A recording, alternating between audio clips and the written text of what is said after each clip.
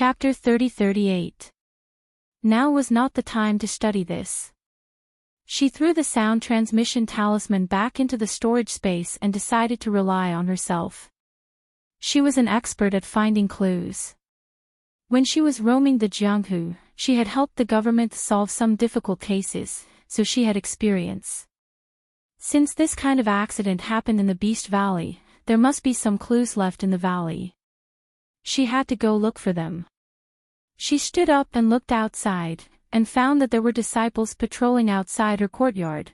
She didn't want to suspect her master, but at this moment, she was still a little cautious, so she made some arrangements in her room before she went out. With her current martial arts, it wasn't too difficult to sneak into the Beast Valley without anyone noticing. A superb invisibility technique would do the trick. The sky was very dark, and only a few stars twinkled. But her night vision was excellent, and looking for clues was no different from looking in the daytime. The situation here was very different from what she had heard from her martial nephews. More than half of the animals here were gone, 2/3 of them. And the ones that were missing were all abnormally fierce beasts. Because the animals here were gifts that Sect Master Ziyun received for his birthday, they were all intelligent, and some were even about to cultivate into humans.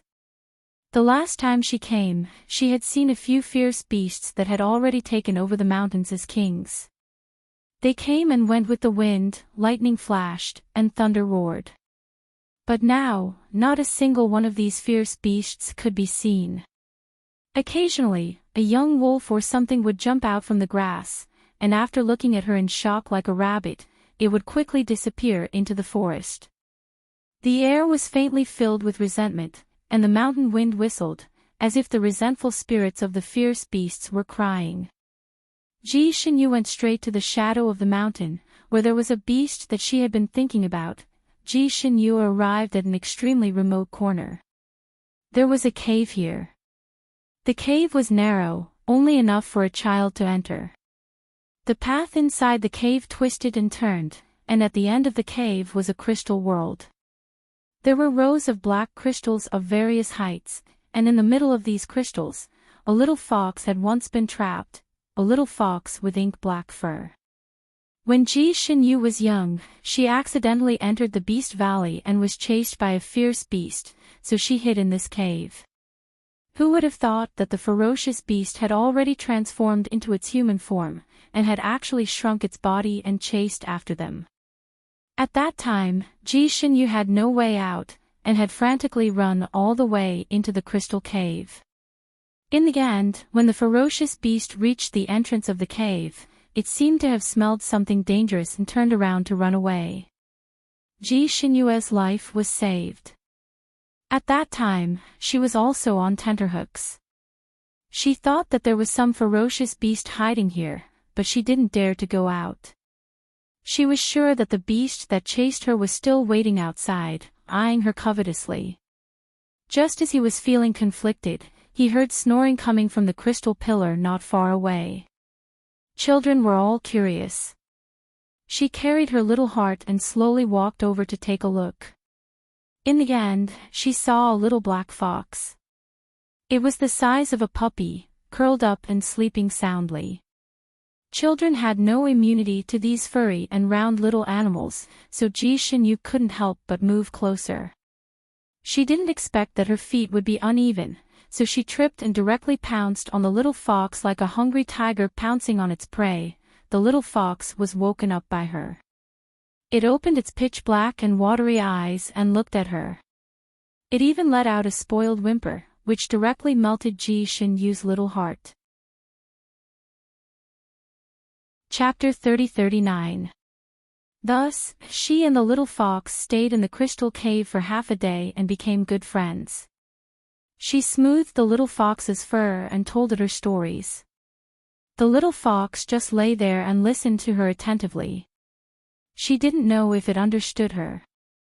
After half a day, Ji Xinyu guessed that the beast had left. She also remembered that her master was looking for her, so she wanted to leave. She couldn't bear to part with the little fox and wanted to take it away. However, after carrying it for a few steps, the little fox in her arms would be pulled back to its original place by an unknown force once it exceeded a certain distance. Later, Ji Xinyu found that the little fox's front paw was tied to a thin chain as thick as a hair. She thought of all ways to break the chain but couldn't. In the end, she could only solemnly promise the little fox that she would think of a way to help it regain its freedom.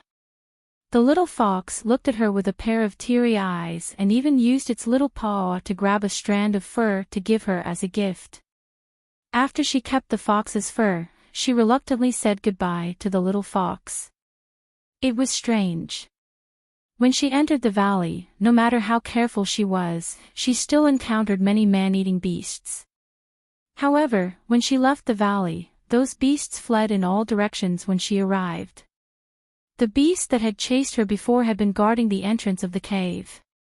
When she came out, it pounced directly at her. However, before it could reach her, it suddenly turned around and ran as if it had been greatly frightened.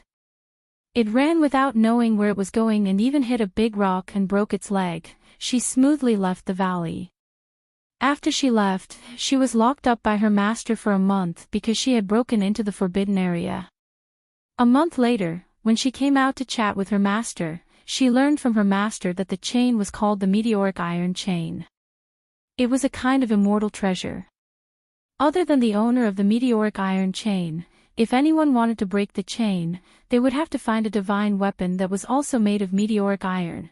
There wasn't a single divine weapon made of meteoric iron in the entire Sanine continent, so Ji Xinyu could only temporarily give up on the idea of saving the little fox.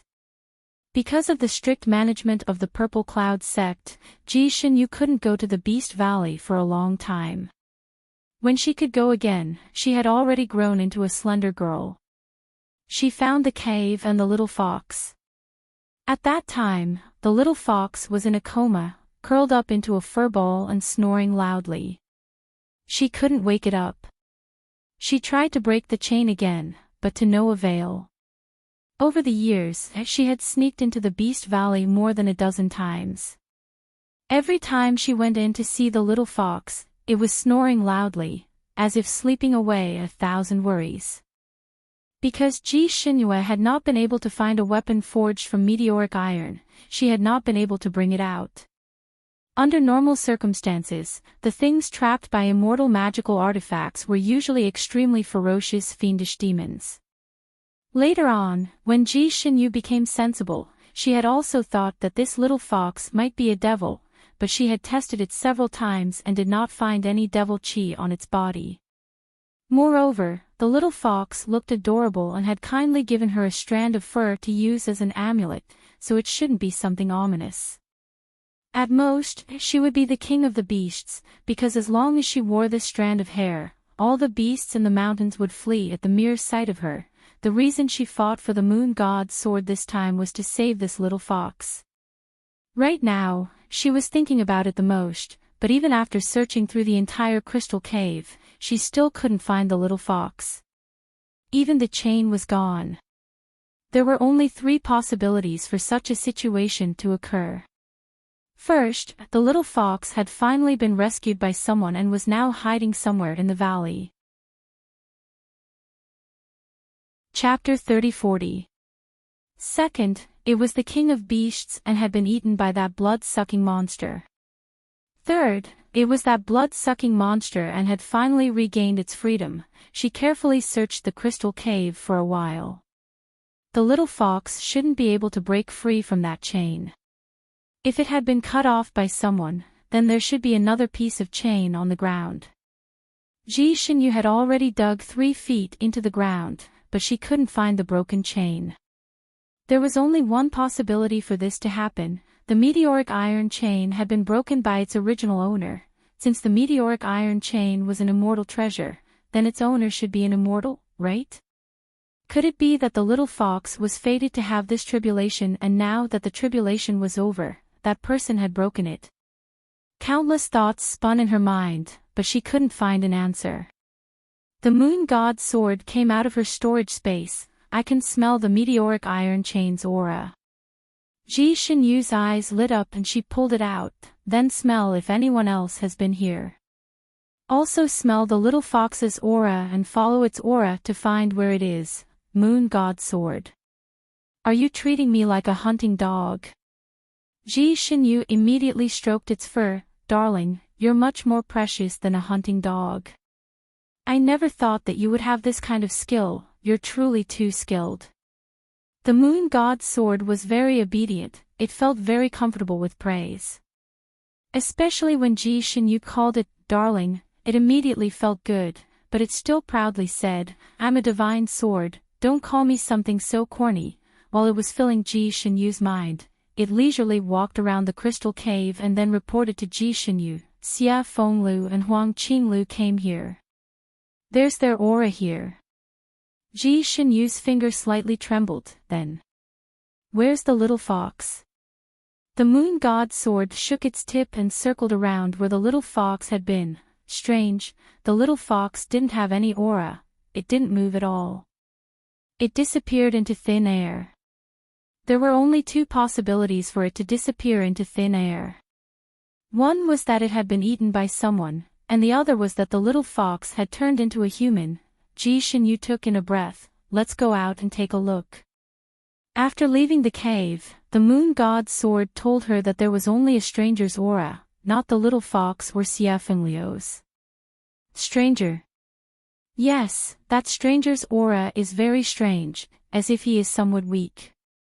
He was carried away by Huang Qinglu. Ji Xinyu immediately ordered the Moon God's sword, then follow their qi and see where they went. The sensitivity of the Moon God's sword to aura was 10,000 times stronger than a hunting dog.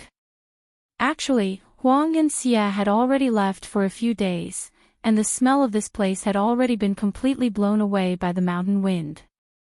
No matter how powerful a hunting dog was, it would not be able to find people based on smell, but the Moon God's sword was able to easily find them.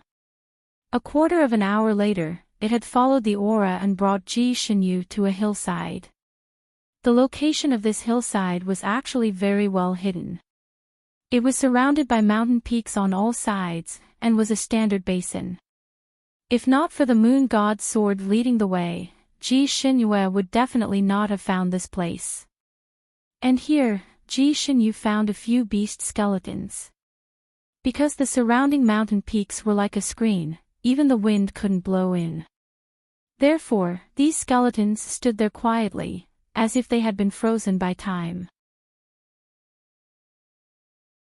Chapter 30-41. Master, they died 7 days ago. Moon God's sword reported. Ji Xinyu nodded. That was when Huang and Xia returned to the Purple Cloud sect. Moon God's sword flew to the center of the hill and turned around. After Huang Qinglu brought the stranger here, he put him here. Ji Xinyu patted the sword's hilt to encourage it. It was so considerate to have this sword by her side. It helped her a lot and saved her a lot of trouble. She looked around and her heart skipped a beat. Those skeletons seemed to be standing in a disorderly manner, but upon closer inspection, they seemed to be standing in some kind of formation. She carefully compared them and her heart sank. These skeletons were standing in 6 different directions, faintly forming the shape of a hexagram. And looking at their movements, they seemed to be attacking the center of the hexagram before stopping. Their flesh and blood were sucked dry, leaving only skin and bones. Ji Xinyu suddenly felt a great sense of panic. She seemed to have understood something, but she couldn't believe it. Her fingers trembled slightly. She quickly checked the skeletons and recognized their species. These species were all different. There was a dual-winged salamander, a single-winged black lion, a flood dragon, and even a bird that looked like a vermilion bird. It was obvious that the bird was of the fire attribute, and the flood dragon was of the water attribute. As for the dual-winged salamander, it was a gift from Ji Xinyu to his master. He had fought with it before, and knew that it was of the earth attribute. The single-winged black lion was of the metal attribute. These animals were of different attributes and stood in different positions. They were all standing in positions that were beneficial to their attributes. For example, the bird stood in the south. It was of the fire attribute. Ji Shinyu suppressed the panic in her heart and checked the overall shape of the hill. Her body trembled slightly. This hill was very similar to the Purple Cloud sect's martial arts field. The only difference was that the hill was filled with colorful stones, while the Purple Cloud sect was paved with colorful jade stones. Of course, if one didn't look carefully, they wouldn't find any similarities between the two. After all, one was as exquisite as the Jade Lake, while the other was just an irregular hill. Ji Shinyu's eyes flashed with the martial arts field's formation. It was also a hexagram, and the disciples of different attributes stood in different positions. That array was exactly the same as the one formed by the ferocious beasts on the hillside. These ferocious beasts were already psychic. Some of their intelligence was even higher than a human's, and some of them could even transform. They could summon the wind, rain, and lightning. However, their intelligence was different after all. The probability of them automatically forming a formation to attack people was almost zero. Furthermore, even someone as knowledgeable as Ji Shinyu had never seen the ancient array before, so it was even more impossible for these beasts to have seen it. There was only one possibility for such a situation. These ferocious beasts were controlled by someone and formed into this array. Then, their flesh and blood were sucked dry. What about his senior martial brothers and junior martial nephews? If they used the same array to attack the blood-sucking monster, would they be sucked dry as well? Ji Shinyu felt as if her entire body had fallen into an ice cave. She felt a chill from head to toe. If that was the case, what kind of role did her master, Ziyun, play? She didn't even dare to think about it. Her master, he was most likely a member of the demon sect and Xie subordinate. That formation was not a demon-subduing formation. It was very likely that it was a formation that helped Demon Master Xie become a true demon. They were just throwing their lives away. What should she do? Chapter 3042. Xie did not follow them all the way to Rongyu Yishanlin's carefree island. This was because the two people who had been flying in front of him stopped midway and went directly to a restaurant in the city below to eat and drink. This made Xie very irritable. He wished he could kick the two of them up and continue on his way. The sky was already dark, but the two of them still had no intention of getting up. Especially that Yunxi. When Xie usually saw her eating, he felt that she was elegant and quiet, a role model. But now, when he saw her eating, he felt that she was deliberately showing off and was not heroic at all. Most importantly, he felt that she ate too slowly. In his anxiety, Xie wanted to set the restaurant on fire and use extreme methods to bombard the two of them. However, before he could release the fire, Wang Qinglu, who had been following him, suddenly walked over and told him a piece of good news. Ji Shinyu had returned to the Purple Cloud sect. This news excited Xie more than any other news. He still didn't believe it. He opened the sound transmission talisman and contacted the other side. Finally, he confirmed the authenticity of the news. Ji Shinyu had indeed returned. He naturally no longer had the heart to follow Rongyu Yishanlin. With a sneer, he immediately rode a cloud away. He originally wanted to use the instant speed technique, but Huang Luqing told him that he still had a tough battle to fight tomorrow. He could not waste his mind power for no reason, so he needed to use an ordinary flight technique to fly back. However, Xie was eager to return. In the end, Huang Luqing thought of a compromise. The mermaid race also had a kind of teleportation technique. Although it could not compare to the immortal race's instant speed technique, it was still much faster than ordinary flight techniques. It could take him 4 hours to reach his destination. Xie agreed. When he and Huang Luqing arrived at the Purple Cloud sect, it was already the middle of the night. With their martial arts and familiarity with the terrain, it was very easy for them to sneak into the Purple Cloud sect silently. As soon as he returned, he did not bother to exchange pleasantries with the people here and went straight to Ji Xinyue's courtyard. He had to see her with his own eyes before he could truly feel at ease. At the door, Sect Master Ziyun stopped him. This was the second time the master and disciple had met after Xie Zhuk returned to his true form. Sect Master Ziyun looked at him with a slightly complicated gaze. Then, he lowered his eyes and said his only condition, "Young master, Xinyu does not know anything. I have already made her unconscious. She will only wake up in 2 days. By then, everything will have been settled. I just need to tidy things up properly. She will not discover anything. Young master, you cannot harm her." Xie Zhuk glanced at him and said indifferently, "I have my reasons. Don't worry." He turned around and entered the house. Sect Master Ziyun's eyes dimmed. The Devil Lord had awakened, but his mischievous little disciple had disappeared. Was this what he wanted? He was still worried. Just as he was about to follow in to take a look, he saw Xie Zhuk rush out with a livid expression. "She's not in the house at all." Sect Master Ziyun's expression changed drastically. "Impossible. I saw her outside the window just now." As he spoke, he also rushed into the house.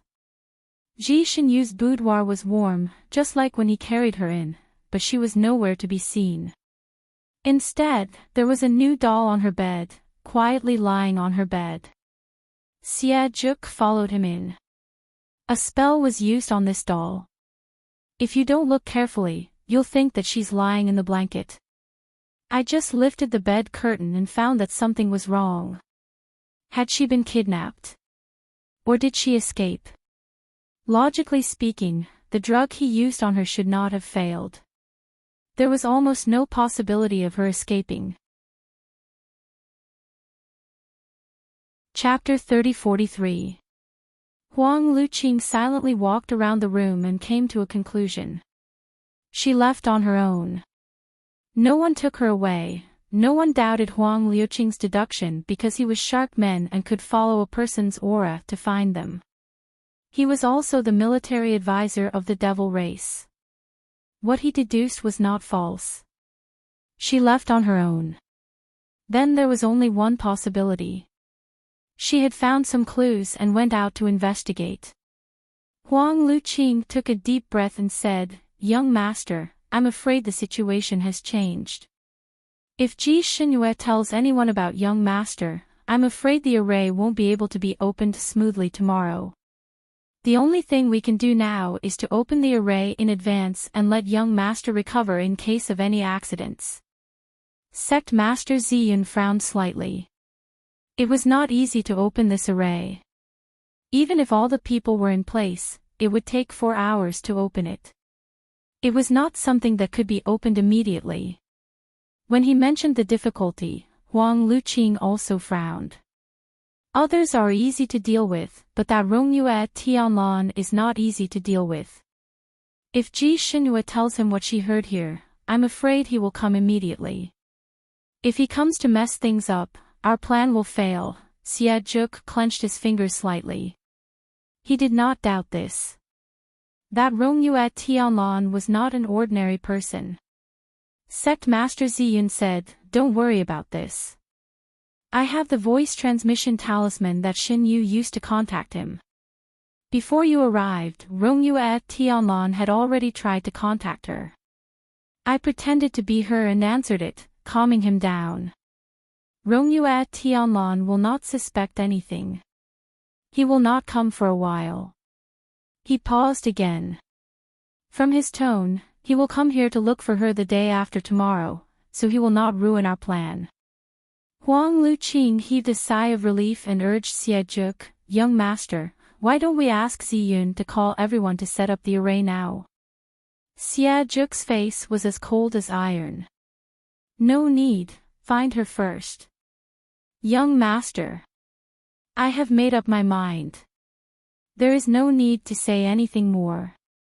Besides, isn't this array the most effective when it is opened at noon? Then we should still act according to the original plan. Tomorrow morning, we will gather and set up the array at noon. Huang Luqing, follow her aura and search. It was late at night, and third senior martial brother was sitting on the big green rock, watching over the demon-revealing mirror not far away. Suddenly, a figure flashed and eldest senior martial brother Feng Wuji walked over. He spoke straightforwardly, "Third brother, you still have to fight tomorrow, so I'll keep watch for the rest of the night. You should quickly go back and rest." Eldest senior brother is so considerate. Third senior brother and his disciples had a look of gratitude in their eyes. Since they were brothers, there was no need to be too courteous. Therefore, third senior brother and his disciples quickly left. The entrance of the Beast Valley returned to its peaceful state. After the group of people had left, Feng Wuji walked up to the demon-revealing mirror, and slowly took it off and kept it in his storage space. At the same time, Xia Zhuk and Huang Luqing appeared at the entrance of the valley. She entered the valley. Huang Luqing's tone was incomparably certain. Xia Zhuk paused for a moment and did not say anything. With a flash, he entered the valley, within the Beast Valley. Ji Xinyue stood in the middle of the array. Yu Xinjian saw that her face was extremely pale and that she was standing there like a wooden person in a daze. He was a little puzzled. He touched her fingers and found that her fingers were as cold as ice. He was shocked. "What's wrong with you?" Ji Xinyue trembled as if she had been struck by lightning and jumped up. "No." Chapter 30-44. Ji Xinyu trembled as if she had been struck by lightning and jumped up. "No." Yushin sword. Ji Xinyu ignored Yushin sword's confusion and took out a sound transmission talisman with trembling hands. This sound transmission talisman was connected to her third senior brother. She subconsciously wanted to open it, but her fingers paused. What role did these senior martial brothers of hers play in this earth-shattering conspiracy? What if they all knew and only hid it from her? No, third senior brother will also go to battle tomorrow. This matter concerns his life and death, he can't be involved. He should be a pawn that will be sacrificed. She steeled herself and opened the sound transmission talisman. The other side quickly picked up, "Little junior sister. Why aren't you asleep yet?" His tone was naturally filled with joy and concern. Ji Xinyu didn't know why, but her heart ached. "Little junior sister, why are you looking for me at this time?" Her short silence made third senior brother a little worried. Ji Xinyu didn't know where to start, so she first asked, "Third senior brother, where are you?" "I just returned to my room and was about to rest." "Little junior sister, do you need something?" "If there's something, I'll come to your courtyard to find you." "Ah, I heard you were on duty at the entrance of the valley. Did you change shifts?" Ji Xinyu originally wanted to say it through the sound transmission talisman, but she felt that it wasn't convenient to say such a big thing through the sound transmission talisman. She might as well call third senior brother to another place to have a good chat. "Yes, there's a big battle tomorrow. Eldest senior brother was afraid that I would be too tired and not be able to rest well, so he replaced me just now. Now that he's guarding the entrance of the valley, nothing will go wrong." Ji Xinyu's heart sank. She felt that there was something wrong with eldest senior brother, but she didn't dare to be sure. Taking another breath, she decided to go straight to the point. "Third senior brother, there's something wrong with the array tomorrow." Just as she said this, a light suddenly flashed and the sound transmission talisman in Ji Xinyu's palm flew out like lightning and closed. She was shocked and quickly raised her head to see a black-robed person standing not far from her. The black robe was like the night, his hair like a curtain, satin down to his ankles. He wore a hood on his head, hiding his face in the shadow of the hood, making people couldn't see his face, but they felt a chill from the bottom of their hearts. Huang Qinglu was also standing not far behind him. Her eyes seemed to contain an unfathomable smile as she looked at her and slowly said, "What's wrong with that array formation?" Ji Xinyu abruptly took a step back, then another step back, looking at Huang Qinglu, then at the black-robed man, her palms sweating, her gaze turned to the black-robed man. "Little Joe?"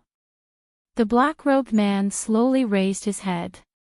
His long hair parted like satin, revealing his slightly pale face and a pair of eyes that were as deep as the night. "Senior sister," his voice was slightly cold and had the magnetism of a cello. Ji Xinyu froze. This face was completely different from Xie Fengliu's. Xie Fengliu was naturally tall and handsome, but he had a likable baby face, which made him more adorable. On the other hand, the black-robed man's facial features were extremely deep and well-defined. He was extraordinarily handsome, especially his eyes.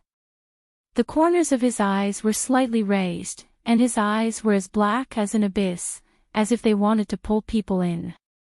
At this moment, those eyes were looking at her. His eyelashes that were as dense as fans gently fluttered, giving off a hint of charm and enchantment. "Senior sister, don't you recognize me?" Ji Xinyu's fingers gripped the hilt of the moon god's sword, looking at those eyes. "You're not little Joe." Her little Joe wasn't so charming and bewitching. His body also didn't have such a cold aura.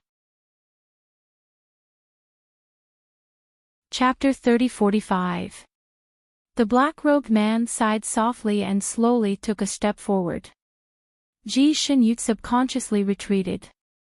She had already felt the powerful demonic aura of this black-robed man. This person's cultivation was extremely profound. With her martial arts, she would probably be defeated within a few dozen moves. Furthermore, there was Huang Qinglu, whose strength was unknown, standing beside him. The probability of her defeating the two of them was 0. It seemed that she could only escape. While Ji Xinyu was dealing with them, she had already begun to carefully plan an escape plan. The black-robed man was tall and had been looking down at her pretty face. He slowly said, "If I'm not little Nine, then who am I?" Ji Xinyu's mind was spinning rapidly as she replied, "I don't care who you are." The moon god's sword in her hand seemed to struggle uncontrollably and even swiped a screen in her mind. However, Ji Xinyu's attention was focused on the two people in front of her. She did not notice the moon god's sword's small movements at all. After she finished speaking, she suddenly flicked her fingertips and a cloud of smoke suddenly spread out from her body, covering her figure. This smoke talisman was given to her by Rongyue Tianlan, who said that it was best to use it when escaping. At that time, she was somewhat disdainful because she never ran when fighting with others. She always wanted to fight to the end. However, she could not continue fighting now. She had to quickly escape and inform the people in Ziyun's sect. While the smoke dispersed, she wanted to use her martial arts to escape. She took the opportunity to jump back, but unexpectedly, her waist suddenly went numb and her entire body froze. There was someone behind her. And they took advantage of the situation to plot against her. Her body slowly fell into someone's arms. At the moment when she was about to faint, she saw her master's face. When Ji Xinyu woke up again, she found herself in a rather exquisitely decorated room. There were famous landscape paintings hanging on the wall, and the furniture in the room was made of precious agarwood. Below her was a milky white ivory bed, and her body was covered with a cloud silk quilt.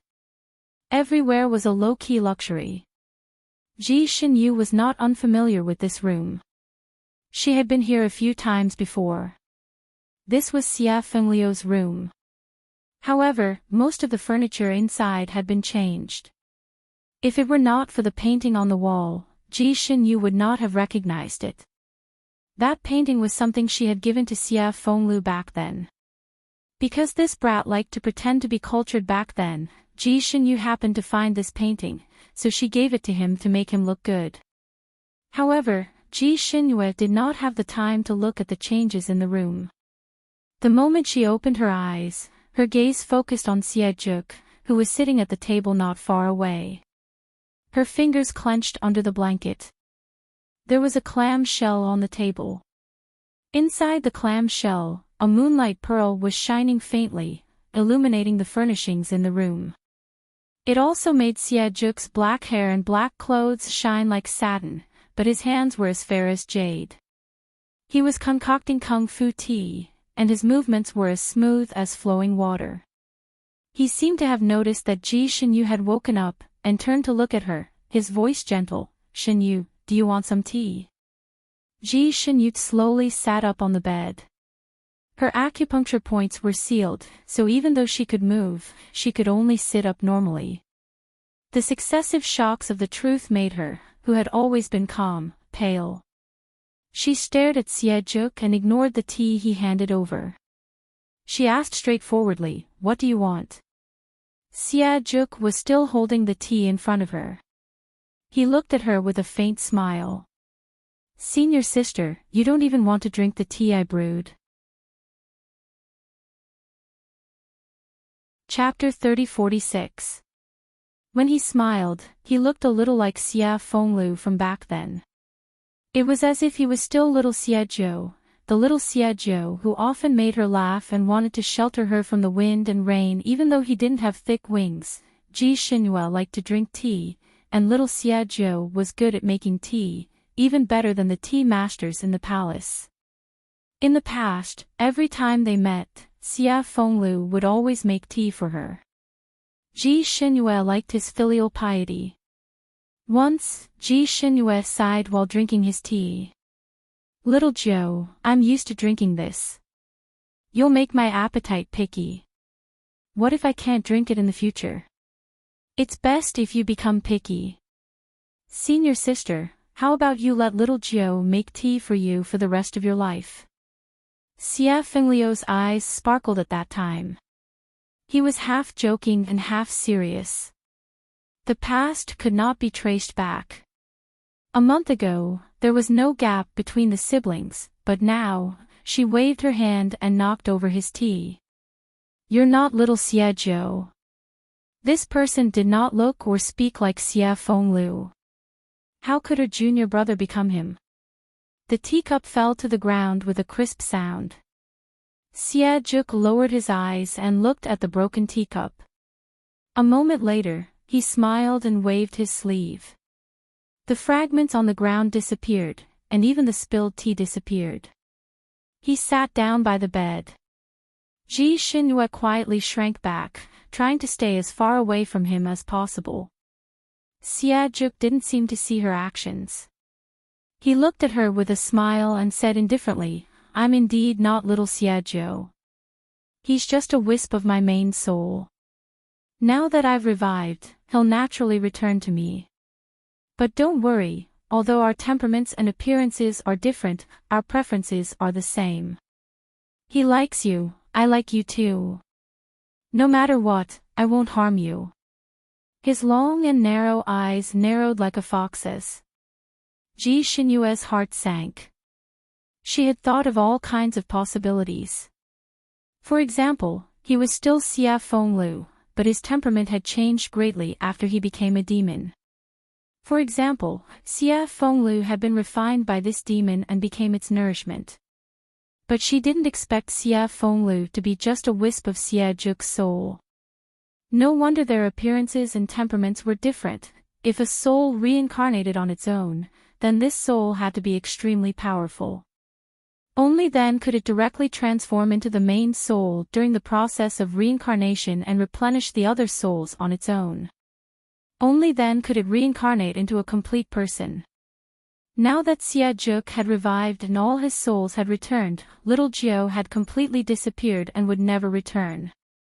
Ji Xinyu felt a sharp pain in her heart. She clenched her fists so tightly that they turned pale. She pursed her lips and stared at him. "The little fox in the crystal cave was you. Juk paused for a moment, then smiled. Shin Yu is really smart. That is indeed my true body. Shin Yu clenched her fists again and asked all the questions in her heart. Didn't your soul already scatter? How could he have left his true body behind? Who locked you in there? Juk turned his head to look at her. It seems like you know a lot. Back then, I fell for the tricks of the immortal realm, and my soul was destroyed by 81 bolts of golden lightning. It was Huang Luqing who used a secret technique and spent hundreds of years to gather a small portion of my soul and condense my true body again. But in the end, my soul was shattered and incomplete. So at that time, I was no different from an ordinary fox and could easily die. And the crystal cave in this beast valley is a place where natural spiritual energy condenses. It's the most suitable place for me to recuperate, so Huang Luqing locked my chaotic true body there. Chapter 3047. So that's how it is. That meteorite chain is an immortal treasure. Isn't Huang Luqing a demon? How could he have such a treasure? Xinyue, Sharkman is not divided into immortals and demons. He can become an immortal or a demon with a single thought, and the meteorite chain is not divided into good and evil. It is a divine item, but it is not an immortal artifact. Xinyue was speechless. So her master had lied to her back then. She gritted her teeth. Then what about my master? He is your. Juk leaned against the bedpost and sighed softly. He is the left protector of the demon sect. But he clearly cultivates the immortal Tao.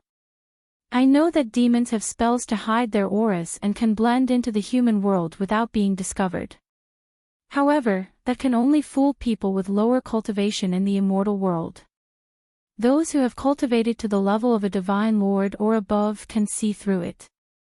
And the people he has befriended all these years are experts from the immortal world. How could he not reveal any flaws? This was also what Xinyue could not figure out the most after knowing her master's identity. Her master was clearly not a demon. He also taught his disciples immortal techniques. Why? Why was he a demon? And the highest protector of the demon sect? If she had not seen it with her own eyes, Xinyue would not have believed it even if she was beaten to death. After discovering that her master was a demon subordinate, heavenly lightning was not enough to describe Xinyue's state at that time. No matter how calm and collected she was still a little stunned when she encountered such an earth-shattering matter. If she had not been so distraught at that time, she would not have been so easily schemed against and brought here. Juk poured a cup of tea and handed it to her. Are you very puzzled? Then drink this cup of tea first, and I will tell you the reason. Xinyue looked down at the tea in her hand and sneered. She casually threw it. You don't have to say it. The teacup flew out, but this time, before it landed on the ground, Juk rolled up his sleeve and pulled it back. In the blink of an eye, it landed in his hand, and not a single drop of tea spilled out. Juk looked at her with a faint smile. Are you afraid that I will do something to this tea and drug you? Xinyue closed her eyes and did not reply. Juk took a sip of the teacup. If it's poisonous, poison me to death first. He finished the cup of tea in a few gulps, then showed the bottom of the cup to Xinyue. Are you relieved now? Xinyue's voice was cold as she said frankly, I'm worried. If you did something to the tea, you can take the antidote in advance. You'll be fine after drinking it, and it might even be beneficial to your health. I can't drink it. I don't know what kind of trap I'll fall into. So, you don't have to waste any effort on the tea. Juk, he looked at her with a complicated gaze for a long time and sighed, you really are. Forget it. I've known you for so many years, and I know you've always been suspicious, so I don't blame you. Ji Xinyu's voice was cold. You're wrong. You and I are strangers. Xia Fenglu has been with me for so many years, but he is already dead. When she said the last few words, her heart twisted. Xia Juk turned the cup in his hand, as if he was not surprised by Ji Xinyu's words. He only smiled and said, although Xia Fenglu is a part of my soul, he is my main soul. I have all his memories, and I remember every detail of your interactions with him clearly. Even the person he loves is the one I like. Then, what's the difference between me and him? Why do you have to be so calculative? Chapter 30-48. Xia Juk was a proud person and had a bad temper. He never bothered to explain anything to others and would send them flying without a word. No matter how much he doted on his former concubines, once they offended him, they would still be cold-blooded and punished by him. Some of them would even be smashed into pieces and reincarnated. However, he had been explaining to her in a good mood. He was not even angry when she threw his cup twice, even he did not expect himself to be so patient. Even he felt that it was strange. Perhaps it was because his soul liked her too much, to the point of not caring about gains and losses. Ji Xinyue ignored him. So what if he was the main soul? After all, he was not Xia Fenglu. She could not lump them together. Xinyue, I can sense his thoughts. He did want to save you that day, which was why he agreed to Huang Liuqing's conditions. Originally, when the main soul returned to its original position, even if the main body had some memories of the main soul, it would not have the main soul's feelings. However, perhaps his obsession with you was too strong. I felt everything he felt. I couldn't even bear to absorb all the beasts in Beast Valley, but you also absorbed most of them. Xia Juk sighed. There was no other way. If I didn't absorb them, I wouldn't have been able to recover. If I couldn't recover, I wouldn't have been able to go to Tianjing Sea to save you. The first thing I did when I recovered that day was to rush back to find you. Unfortunately, you were no longer there. Unfortunately. Ji Xinyue asked in return. So you were still hoping that I would be trapped in that ice shell? Xia Juk heard her unfriendly tone and the corners of his lips curled up slightly. That's not the case. That day, Huang Liuqing imprisoned you there. As long as you could break it within 10 days, she would not take your life. That was why Xia Fenglu agreed to Huang Liuqing's conditions to save you. This was his obsession before he died. This obsession was so strong that even I felt it. Ji Xinyue's heart ached again. She believed this. She believed that Xia Fenglu would not harm her that day. It turned out that Xia Fenglu had sacrificed himself to become Xia Juk for her. The image of the baby-faced Xia Fenglu flashed across her mind. She remembered the pale face he had when he had plotted against her in the sea. Even though he had been controlled, the shock, anger, and panic in his eyes had not been faked. Ji Xinyu felt as if her heart had been stabbed by a knife, slowly twisting and turning in pain. However, her heart that had sunk to the bottom of the ice when she discovered the truth was now slightly warm. Little Nine didn't actually betray her. Little Nine had always been that Little Nine and would not change even in death. She took a deep breath and glanced at Xia Juk in front of her. If he killed Xia Juk and tore apart his soul, would he be able to revive Xia Fenglu? Perhaps because her gaze was too unfriendly, Xia Juk propped his chin up and looked at her. Actually, I'm also a little puzzled. What are you wondering about? Why didn't you scream? Xia Juk slowly said, You're awake now. Since you already know the truth and can communicate with me normally, why don't you shout and tell me all about my schemes? I thought the first thing you would do when you woke up would be to scream. Ji Xinyue sneered. Since you're prepared, you must have covered your courtyard with some kind of barrier. I'm afraid that no one outside will hear anything even if I shout until my throat is hoarse. Why should I waste my energy? Juk, he could not help but sigh. Although it's easy to deal with smart people, it's also less fun. Chapter 30-49. He couldn't help but sigh. Although it's easy to deal with smart people, it's also less fun. Actually, I've always been looking forward to the moment you wake up and scream. Then, you realize that you can't call for anyone. Pervert. Juk held her hand, his eyes flashing. That's perverted. Actually, I can do even more perverted things. He exerted force on his wrist and pulled her into his embrace. He lowered his head and kissed her. Ji Xinyue had lost all her strength, so she was naturally no match for him. However, just because she couldn't use her psychokinesis didn't mean that her movements would be slow. Her palm reached out in time. Juk's passionate kiss landed on her palm. His eyes darkened, and he tightened his grip on her other hand. He was quite strong, and Ji Xinyue's wrist was almost broken by him. Her face turned pale. However, she was smiling. Juk, I know I'm no match for you now, and I can't stop you from doing anything. However, my life is my own. I'll use it to bed with you. She was clearly in so much pain that her forehead was covered in sweat, but her words were sonorous and powerful. The light in Juk's eyes changed several times. His fingers loosened slightly, but he refused to let go.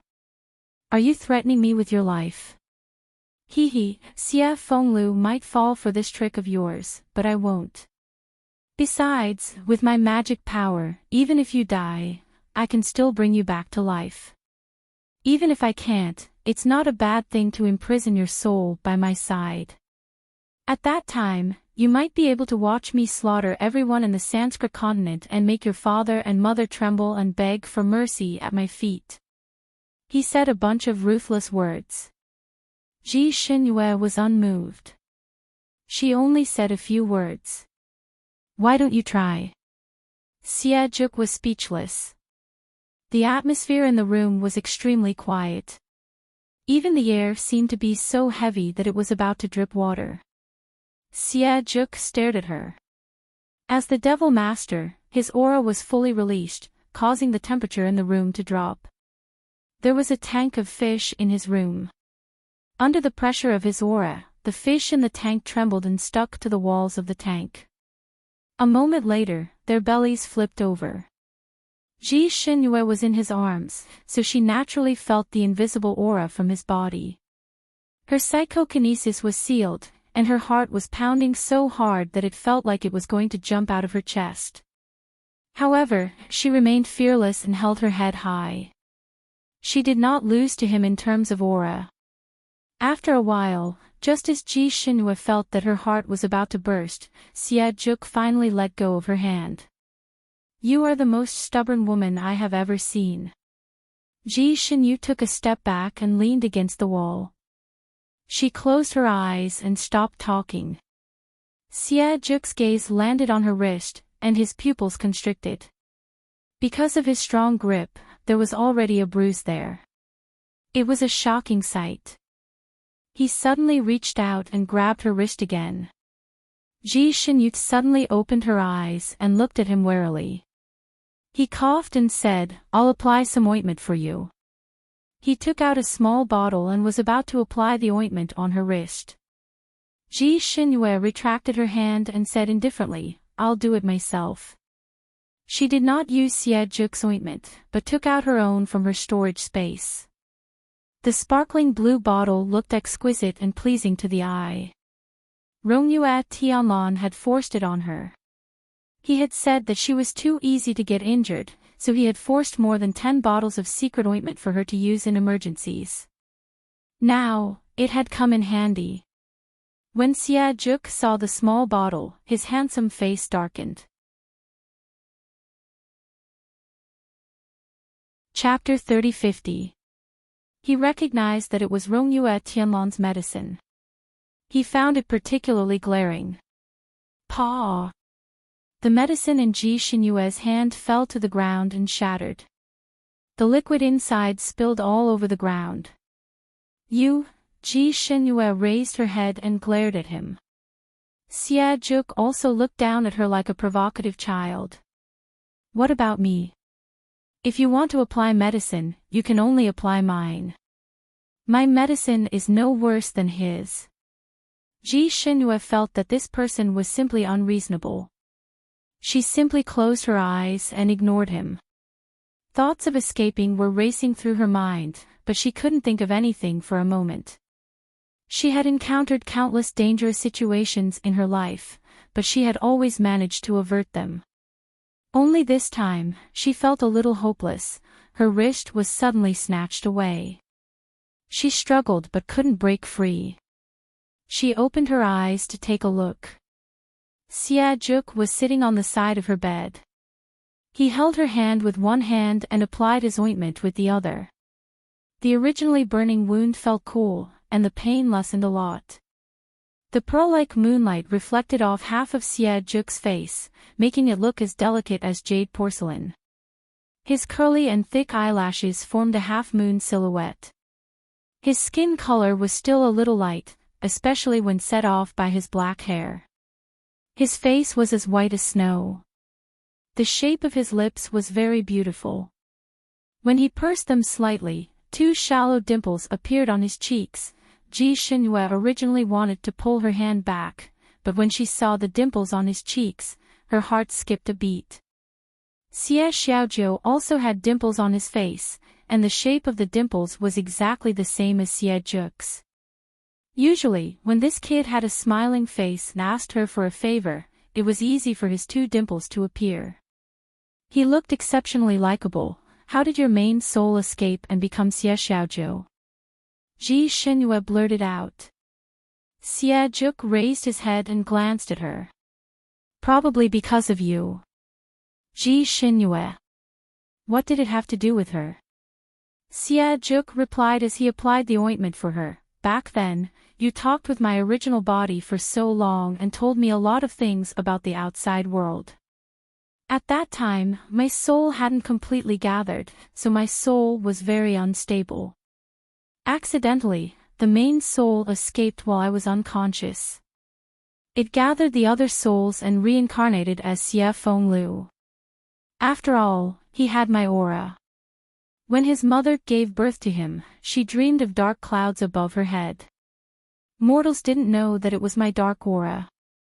They thought that he was a child full of bad luck, so they abandoned him not long after he was born, leaving him an orphan. Xie Fenglu had no memory of what happened before he was abandoned. He remembered that he was an abandoned child and was raised by an old beggar. It seemed that after the return of the main soul, his memories had become clearer.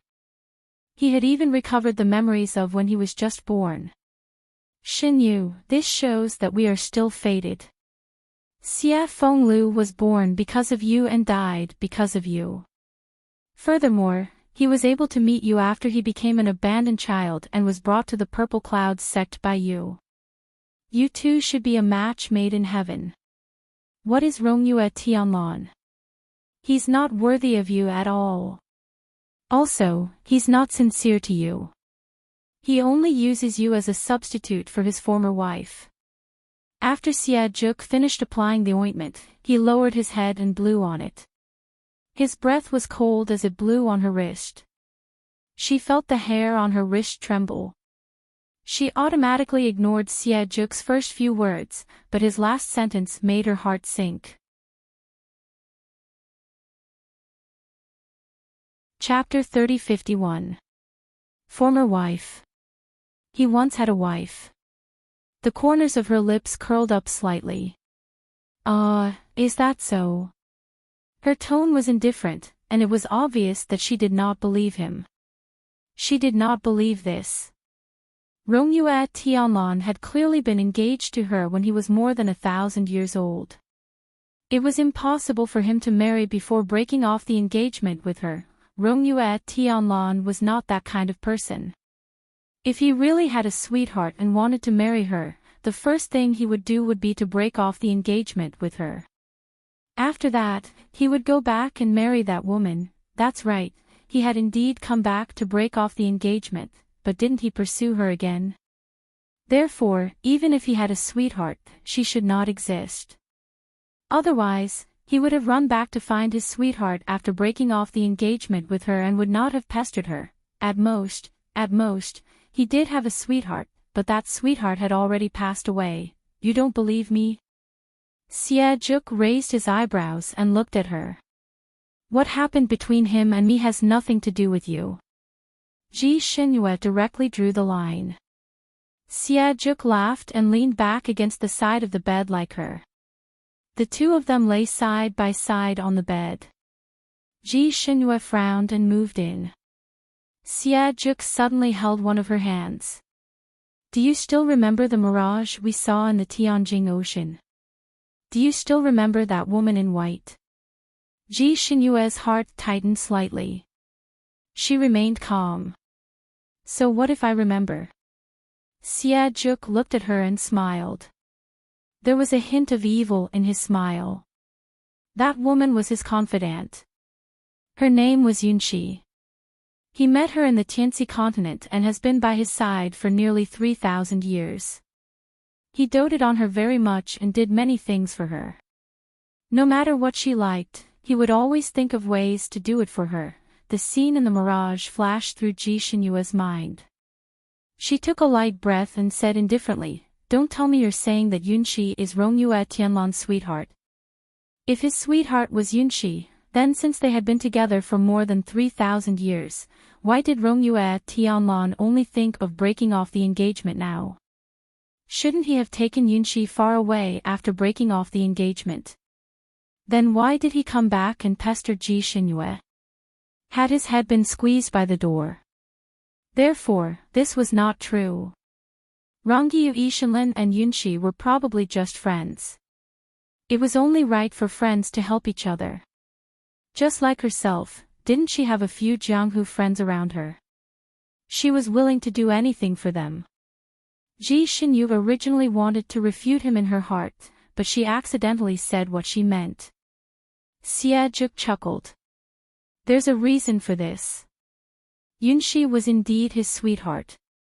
The two of them had been inseparable since they were on the Tianxi continent. However, Rongyue Tianlan encountered a problem during his closed-door training many years ago, and a part of his soul escaped. That soul was reincarnated on another continent, and there, he fell in love with a princess named Ji Yu. The two of them seemed to have some twists and turns, and Princess Ji Yu married him.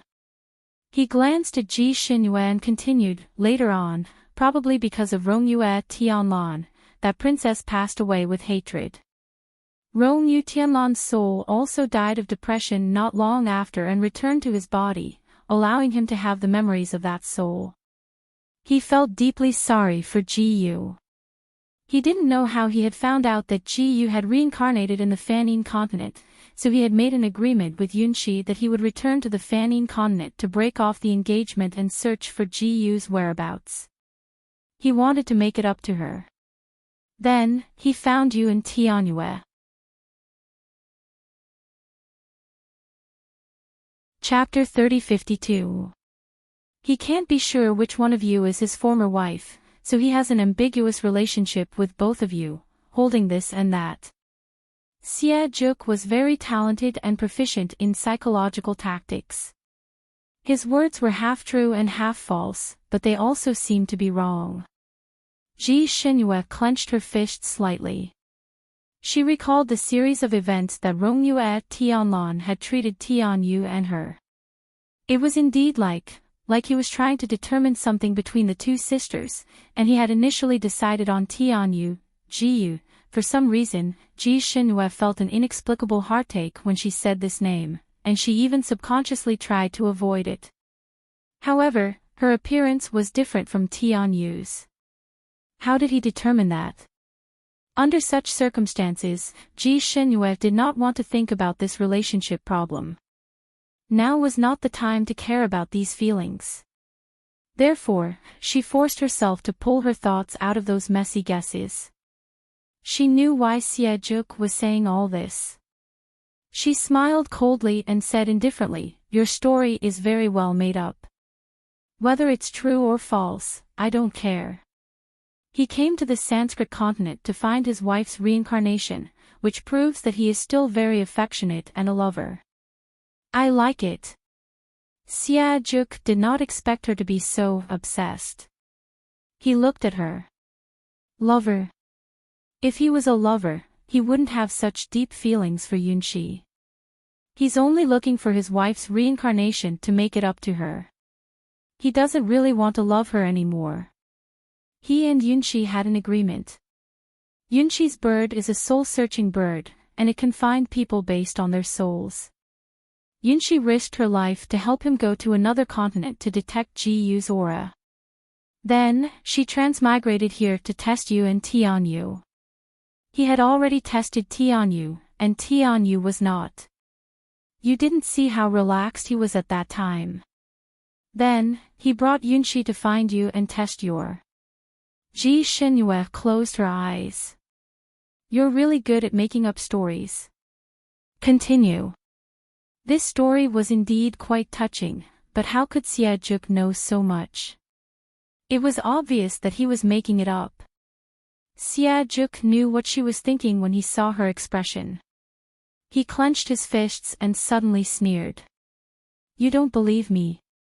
All right, looks like you won't shed tears until you see the coffin. I'll let you see for yourself. He turned around and jumped off the bed. He sat on the chair and drew some charms in the air with his 2 fingers. Suddenly, he pointed his finger in the air and a ripple-like wall slowly appeared in the room. The wall shook a few times and an image gradually appeared.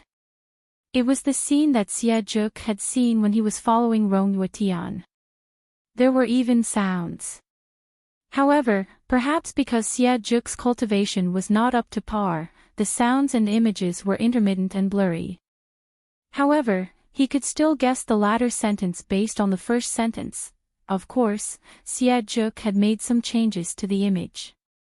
For example, in the image, Rongyue Tianlan promised Yunshi that if the test revealed that Ji Xinyue was his former wife, he would marry her and continue their relationship. However, he wouldn't let Yunshi down. After marrying Ji Xinyue, he would marry Yunshi. It would be enough if he only married the 2 of them in his lifetime. 1 husband and 2 wives, free and unfettered. Yunshi, who was still a little worried, sighed faintly. What if that Princess Xinyu isn't Ji-Yu? Are you still going to find Ji-Yu? Chapter 3053. Rongyue Tianlan shook his head. If she isn't, then it proves that Ji-Yu and I are not fated to be together.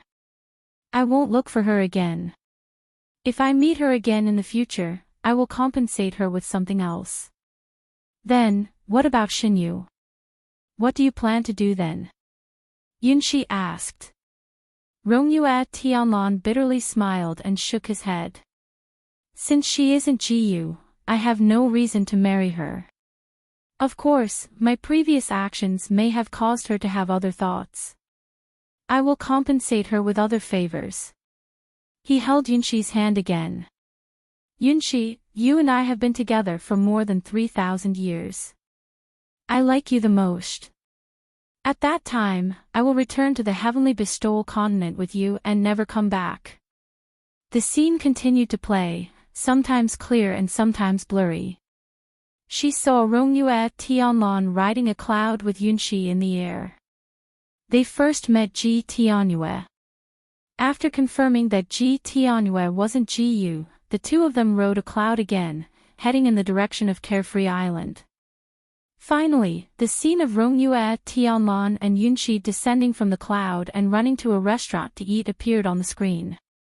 Yunshi ate slowly, and Rongyue Tianlan drank a few cups to accompany her. A handsome man and a beautiful woman sat facing each other. Countless people were envious to death. The scene even showed the envious whispers of other customers in the restaurant. They said things like, a match made in heaven, a jade couple, and so on. Yunxi and Rongyue Tianlan obviously heard it. Yunxi's cheeks turned slightly red, and Rongyue Tianlan looked at her and smiled. Everything was understood without words. Crash! The water wall that was playing the scene suddenly collapsed. The scene disappeared, and water flowed all over the room. This spell seemed to consume a lot of willpower. After the water wall collapsed, Xie Zhu's sitting body swayed. Not only was his face pale, but even his lips were white. Xinyu, you don't believe me after seeing this. I don't believe it. I don't believe it. How could you see these scenes? Besides, Tianyue has always been in the cold palace of Nantian Palace. Why would she run to that small city for no reason? She was also bullied by a few wretched men. This scene is also your doing. Xie Zhu, his eyes narrowed dangerously. You still don't believe me. Alright, I'll tell you everything. I couldn't find you in the crystal sky ocean. Through restoring some images, I found out that it was Rongyue Tianlan who saved you, but I couldn't find out where he hid you, so I could only use a trick to lure him out.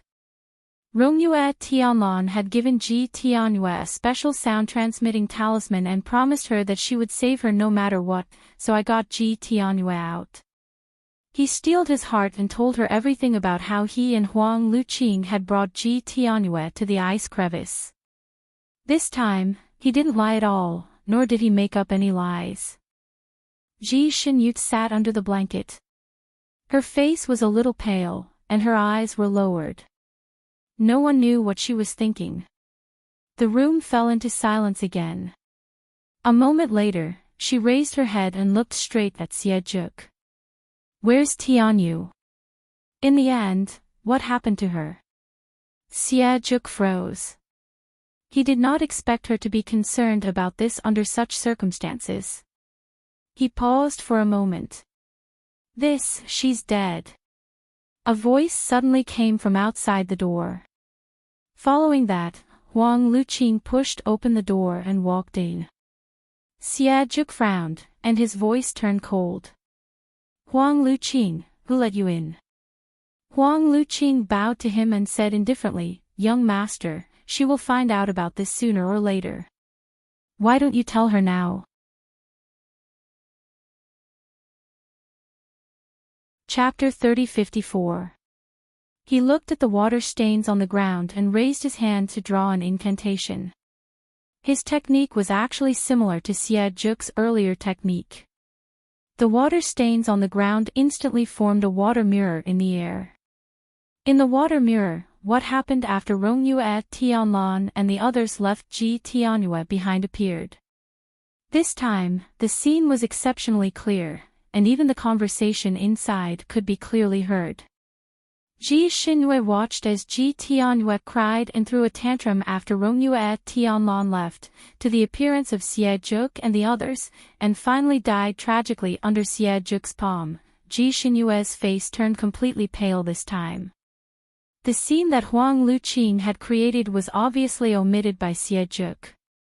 Moreover, the scene in the scene, as well as the reactions of Ji Tianyue and the others, was very realistic. There should not be any exaggeration. Moreover, the overlap with the scenes that Xie Zhu had created was extremely high. Even the clothes and expressions of the characters inside were exactly the same. If the scenes created by the two of them were fake, it was impossible for the overlap to be so high. Furthermore, when Xie Zhu had created that scene, Huang Luqing had not come in yet. She had not seen it at all. Ji Xinyu had a photographic memory. She deliberately compared the small branches and leaves in the two videos in her mind. For example, the degree of distortion of the trunk of the tree behind Ji Tianyu, the thickness of the branches and the distribution of the tree branches. Other things could be imitated, but if these special details were not real, it was impossible for the big tree in the two videos to be exactly the same. If these were real, then the other scenes that Xie Zhu had played were probably real too. Xinyue, do you believe me now? Xie Zhuk looked at her with bright eyes. Ji Xinyue slowly raised her head. There seemed to be flames dancing in her beautiful eyes. I don't believe you. She stretched out her hand toward Xie Zhuk. Where's my voice transmission talisman? Give it back to me. I want to contact Tianyue. As soon as she woke up, she realized that all the voice transmission talismans on her body had disappeared. It was obvious that Xie Zhuk had taken them away. She only had the blood-red voice transmission talisman left on her body. She did not know why it had been left behind, but it was useless. Xie Zhuk frowned. To prevent her from leaking the secret, Sect Master Ziyun had already taken away all the voice transmission talismans on her. He looked at Ji Xinyu's small white hand and turned his head away. I'll return the sound transmission talisman to you tomorrow afternoon. At that time, his recovery plan would be complete, and he wouldn't have to worry about her leaking any more secrets. Ji Xinyue's face was as white as snow. She sneered, Are you afraid that I'll leak the secret? Just give me that pink sound-transmitting talisman. You should know that it's only for contacting Tianyu and can't contact anyone else. Xie Zhuk, what? You don't dare to do this. If you don't even dare to do this, then it's enough to prove that everything you showed me just now is fake. It's fake. I don't believe a single word. Xie Zhuk stared at her for a moment before turning to instruct Huang Luqing, go and ask the left guardian for that pink voice transmission talisman. Huang Luqing frowned, young master. It's all right. I recognize that voice transmission talisman. It can only be used to contact Ji Tianyue. Hurry up and go. Xie Zhuk was impatient. Huang Luqing. He took a deep look at Xie Zhuk before turning around and leaving. A moment later, he returned with the pink sound transmission talisman. He tossed it to Ji Xinyue, who immediately contacted Ji Tianyue. Of course, there was no response from the other side. It wasn't that the other side refused to pick it up, but there was no response. The pink sound transmission talisman didn't even flash.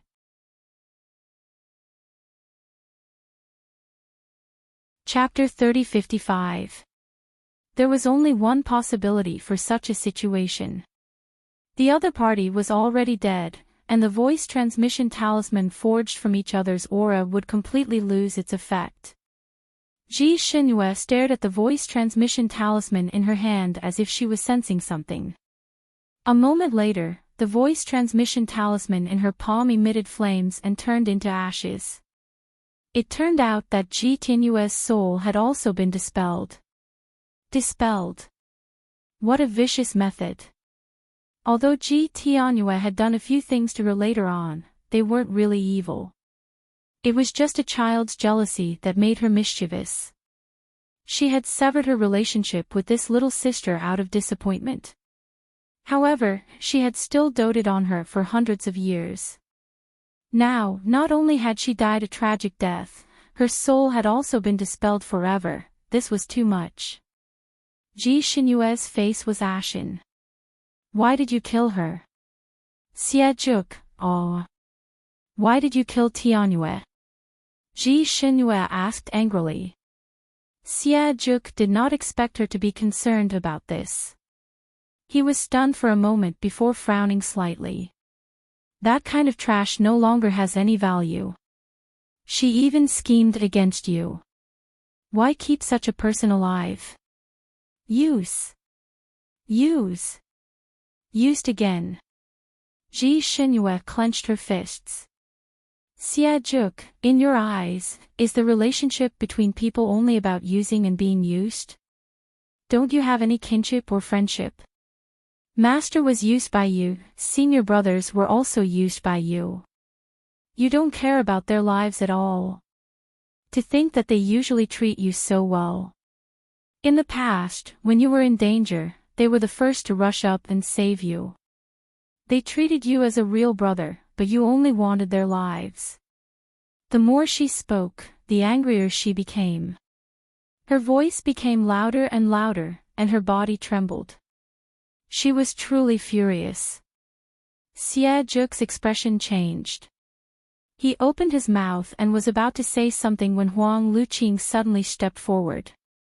With a flick of her finger, a wisp of wind flashed and sealed Ji Xinyue's sleeping acupoint, causing her to fall asleep again. "What are you doing?"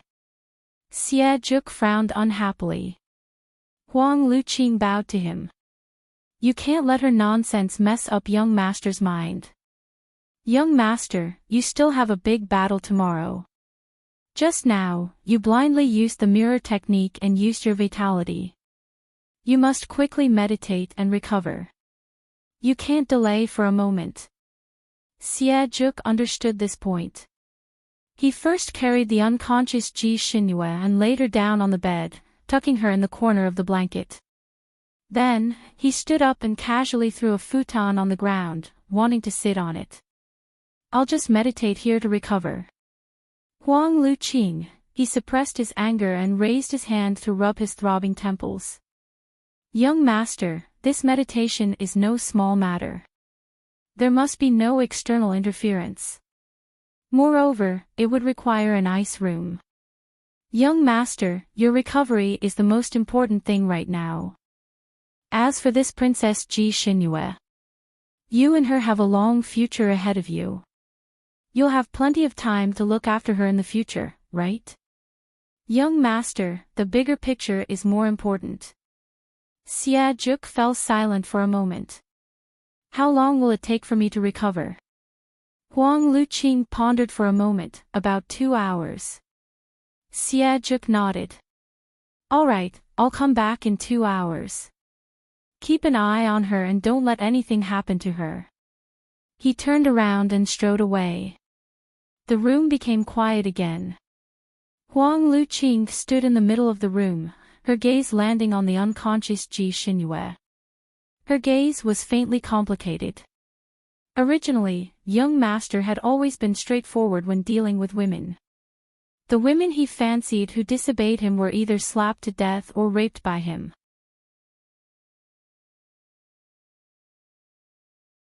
Chapter 3056. However, he had paid an unprecedented amount of patience for this Ji Xinyue. After being provoked by her with a few words, he actually used the mirror technique regardless of the consequences. If he had not discovered it in time, there would have been a huge mess tomorrow, causing all his previous efforts to be in vain. This woman had a great influence on the young master. This was definitely not a good thing. Huang Luqing clenched his fist slightly, as if he wanted to do something, but he endured it. It was easy for him to kill her now, but if the young master knew, he would definitely fight him to the death. He was not afraid of risking his life, but now that things had come to this, he even had the heart to risk his life with the young master. He was afraid that once Ji Xinyue died, Juk would risk his life to gather her soul and revive her. At that time, it would definitely delay tomorrow's plan. If he destroyed her soul, with Juk's current feelings for her, he would definitely become enemies with her. Therefore, he could not touch this woman at the moment. However, this woman was extremely fierce and had good martial arts. She also had deep feelings for her senior brothers. If the young master successfully recovered tomorrow, her senior brothers would definitely not be able to protect her.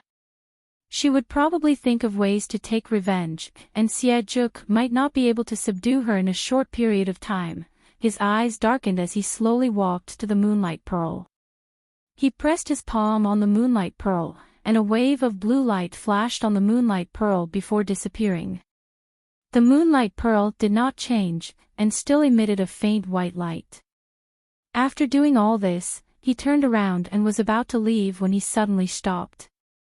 Looking at Ji Xinyue's sleeping face, a dark light flickered in his eyes. He could not get the young master to stay away from this woman, and this woman was so dangerous. She was a huge variable. Perhaps he should completely cripple her cultivation and make her an ordinary woman. That way, no matter how much the young master doted on her, she would not be able to stir up trouble. He turned around and approached Ji Xinyu's bed, raising his palm. "What are you doing?"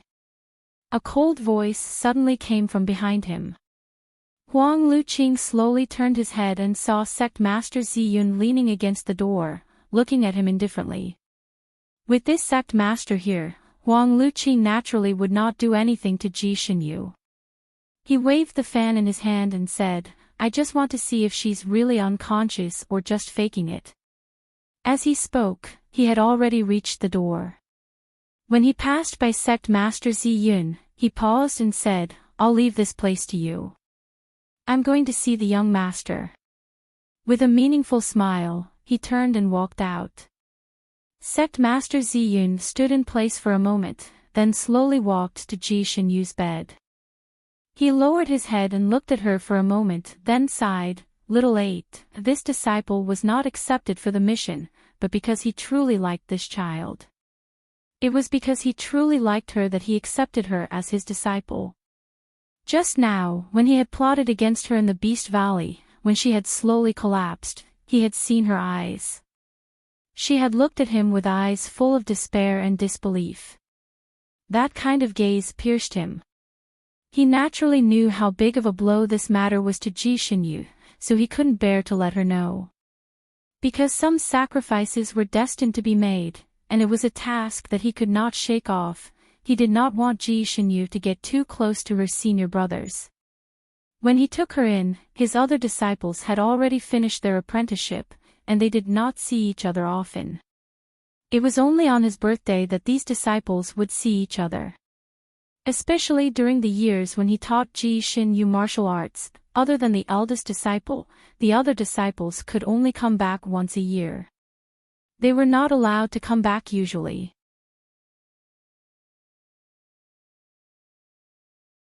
Chapter 3057. And at that time, Sect Master Ziyun had intentionally or unintentionally separated her from her senior brothers, not allowing them to contact each other.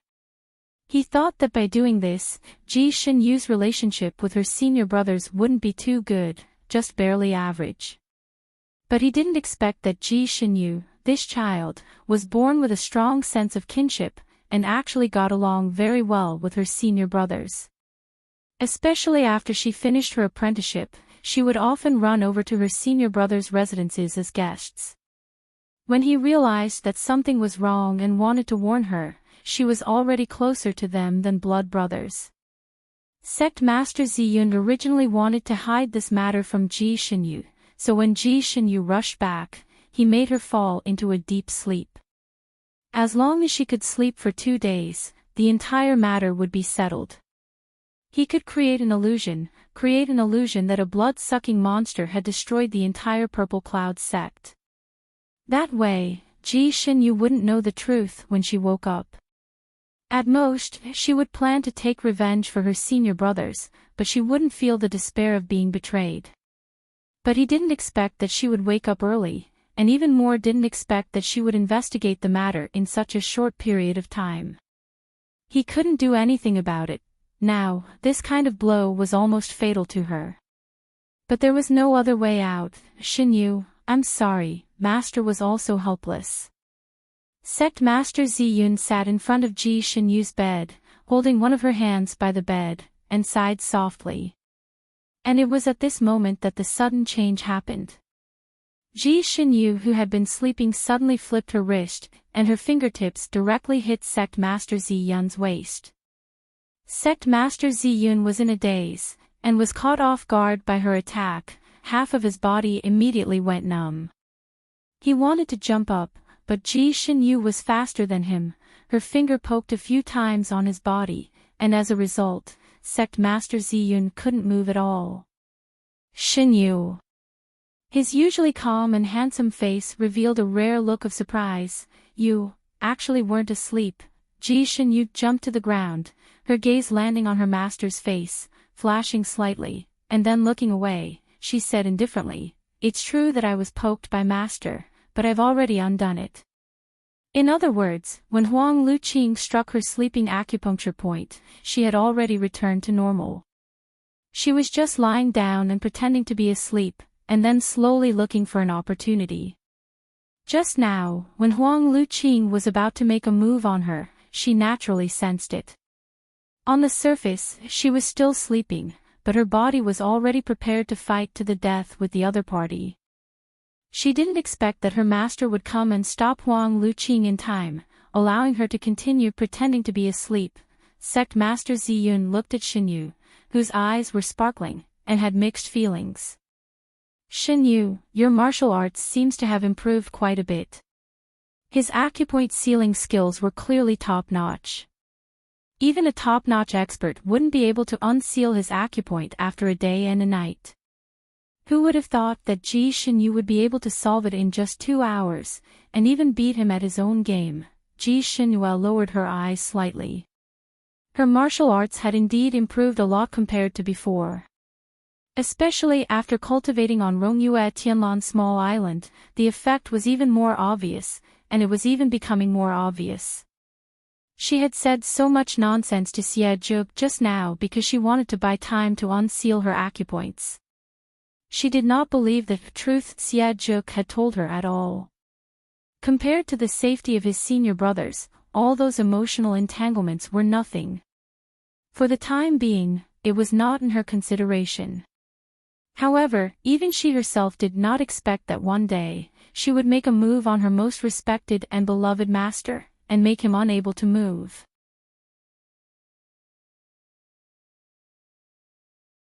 Chapter 30:58.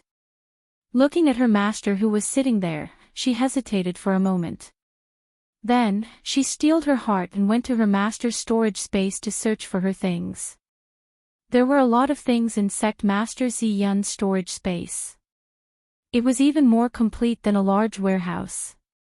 It was undoubtedly difficult to search for a few small voice transmission talismans in such a large storage space, not to mention that she had to be face to face with her master when searching for his storage space. This was a position that she had never thought of before. If someone looked in from outside the window now, they would think that she was being rebellious and trying to take liberties with her master. Sect Master Ziyun naturally knew what she was searching for. He didn't say anything and just looked at her, letting her search. Being stared at like this, Ji Xinyu became even more nervous. Sweat dripped from the tip of her nose. She suddenly said, "Master, do you really have the heart to kill my senior brothers? They clearly respect you so much and spend so much effort on your birthday every year. If they hear any disrespectful words about you outside, they will rush up and fight with their lives. Are they just tools in your eyes? Master, are you being controlled by that devil Xie Zhe? I don't believe that you are the guardian of the devil race. You clearly hate evil the most." Ji Xinyu originally spoke to ease the awkwardness, but when she said this, her heart was touched, and her eyes couldn't help but turn red. Sect Master Ziyun's face was slightly pale, and he lowered his eyes. "Xinyu, I am indeed the left guardian of the devil race. Xie Zhe, he can't control me." "No. I don't believe it. You don't have any devil aura at all. How can you be a devil with so much immortal aura? Master is indeed not a devil. Master is a fallen immortal." Sect Master Ziyun finally revealed his true identity. Ji Xinyu, fallen immortals did exist. Fallen immortals were originally immortals, but because of something, they fell into the devil realm and became a devil. Although such a person was in the devil sect, if he didn't do anything evil, there wouldn't be any devil aura on his body. "Master, isn't cultivation good? Why would I become a devil?" "Master, look, all your disciples are also cultivating the immortal Tao. Why would he become a devil?" It was all because of love. However, he didn't want to tell Ji Xinyu this reason. He simply closed his eyes and said indifferently, "Xinyu, Master has his own difficulties." It seemed that persuasion would not work.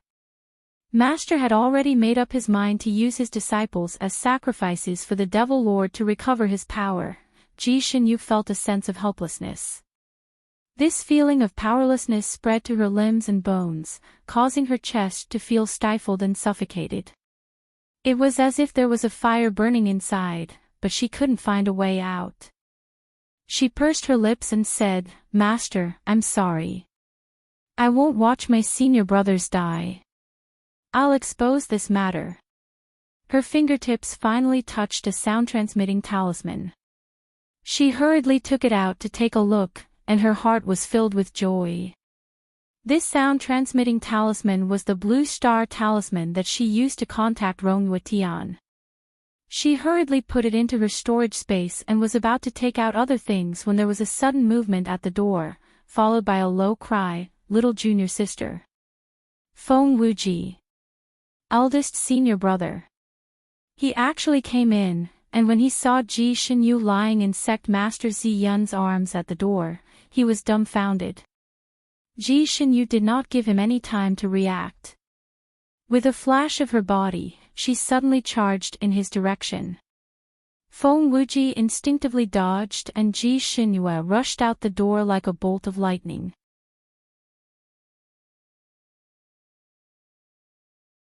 Chapter 3059. By the time Feng Wuji reacted and wanted to grab her, he did not even manage to grab a corner of her clothes. His expression changed. He wanted to chase after her but was stopped by his master. "Wuji, help me unseal my acupoints." Feng Wuji quickly went over to unseal his acupoints. "Left Guardian, Xinyu will definitely inform the others once she escapes. I'm afraid that tomorrow's plan will not work. We must stop her immediately. I think we should inform military advisor Huang." At this point, he could no longer continue, because the moment Sect Master Zi Yun's acupoint was unsealed, he had hit his death acupoint with a backhand. He slowly fell to the ground. Before he fell, his eyes were still wide open as he stared at Grandmaster Zi Yun. Why? Why? He asked the question in his heart, but he could no longer wait for the answer.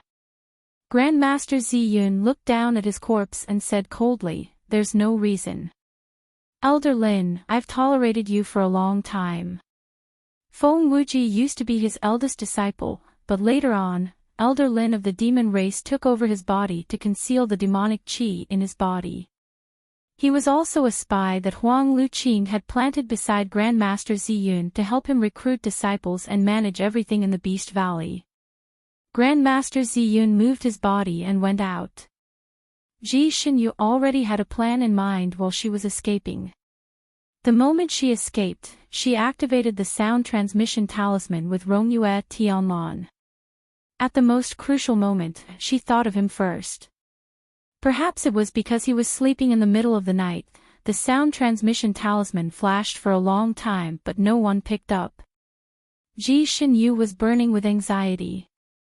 She wanted to reach out and shake the person on the other end of the sound transmission talisman awake. "Rongyue Tianlan, you pig. Sleeping like a pig." She dialed twice but could not get through. She had no choice but to put it aside for now. She looked up at the sky. It was almost 5:00. Even if she ran out to get help now, it would be too late. After all, the nearest sect was almost 4 hours away. It would take 8 hours to go back and forth. By then, the Great Array would have been activated. Distant water could not quench a present thirst. If she wanted to save someone, she had to take a risk. Ji Xinyu thought that as long as she raised her arm and shouted, as long as her voice was loud enough, she would be able to attract everyone to watch. At that time, she would only need to shout, "That's a soul-absorbing array, a deadly array, an array set up to help Xie Juk recover his cultivation." She knew that no one would really believe her if she screamed like this, but after all, it was a matter of life and death, so they would still be suspicious. Once there was suspicion, there would be changes, and the formation would not be set up again. Then, the lives of her senior martial brothers and junior martial nephews would be saved, and the tragedy would not happen. She also knew that if she raised her arm and called for help, she would definitely attract Huang Luqing and Xie Zhuk to chase after her. Her own situation was worrying. But she couldn't care less right now. Her eldest senior brother had already discovered that she had run away. After he unsealed her master's acupoints, the two of them would quickly chase after her and inform Huang Luqing and Xie Zhuk. It would only take a moment for the four of them to chase after her. She had no time to inform her senior martial brothers one by one. She and her senior martial brothers were very close. How could she bear to watch them die? Therefore, she was going all out. Xie Zhuk's courtyard was a little remote. It was not close to the courtyards where the other senior martial brothers lived. There was even a large distance between them.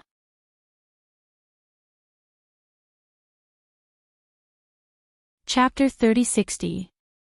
Xie Zhuk's courtyard was at the top of the mountain, while the guest rooms were halfway up the mountain. Ji Xinyu's heart felt like a basin of fire was burning, causing the blood in her entire body to flow faster. She dashed down like lightning, the cold wind brushing past her cheeks. She even felt that the wind was scorching hot.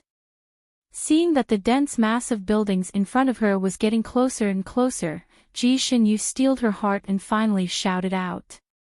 She had used her inner strength to shout out these words, so she could guarantee that her voice would reach the corners of the large building in front of her, and that everyone could hear her.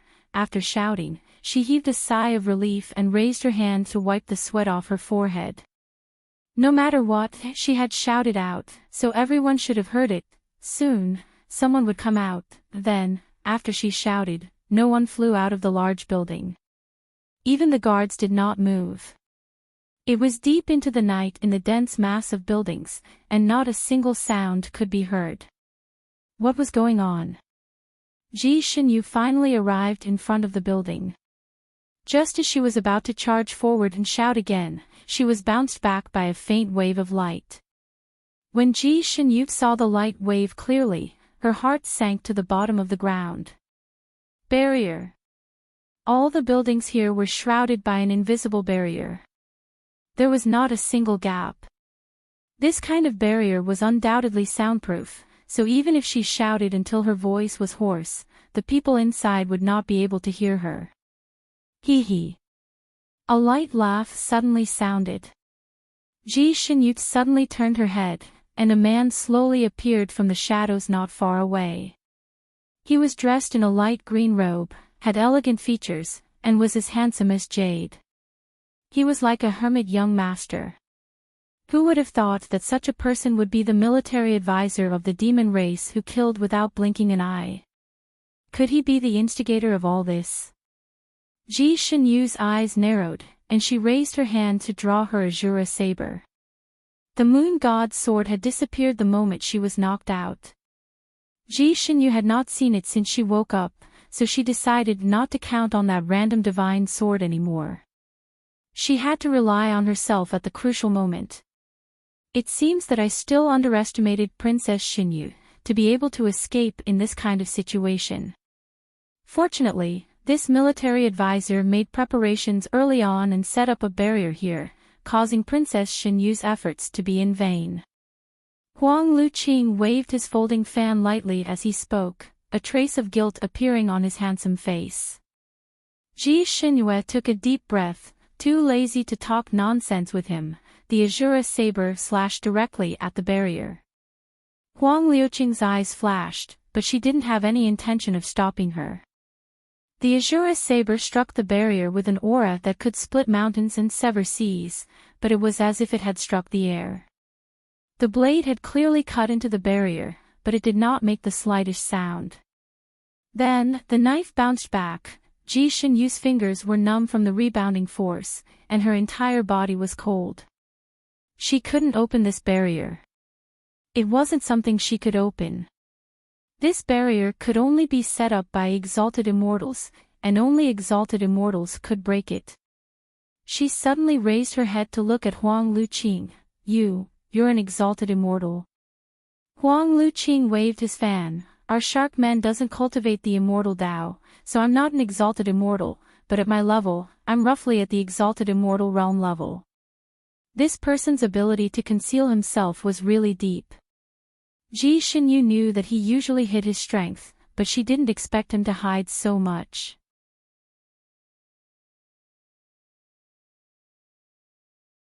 Chapter 3061. She was clearly an exalted immortal, but she usually kept a low profile like an immortal monarch. Princess Xinyu, what do you want now? Huang Luqing looked as if victory was already in her hands. Huang Luqing, you set up such a large barrier here.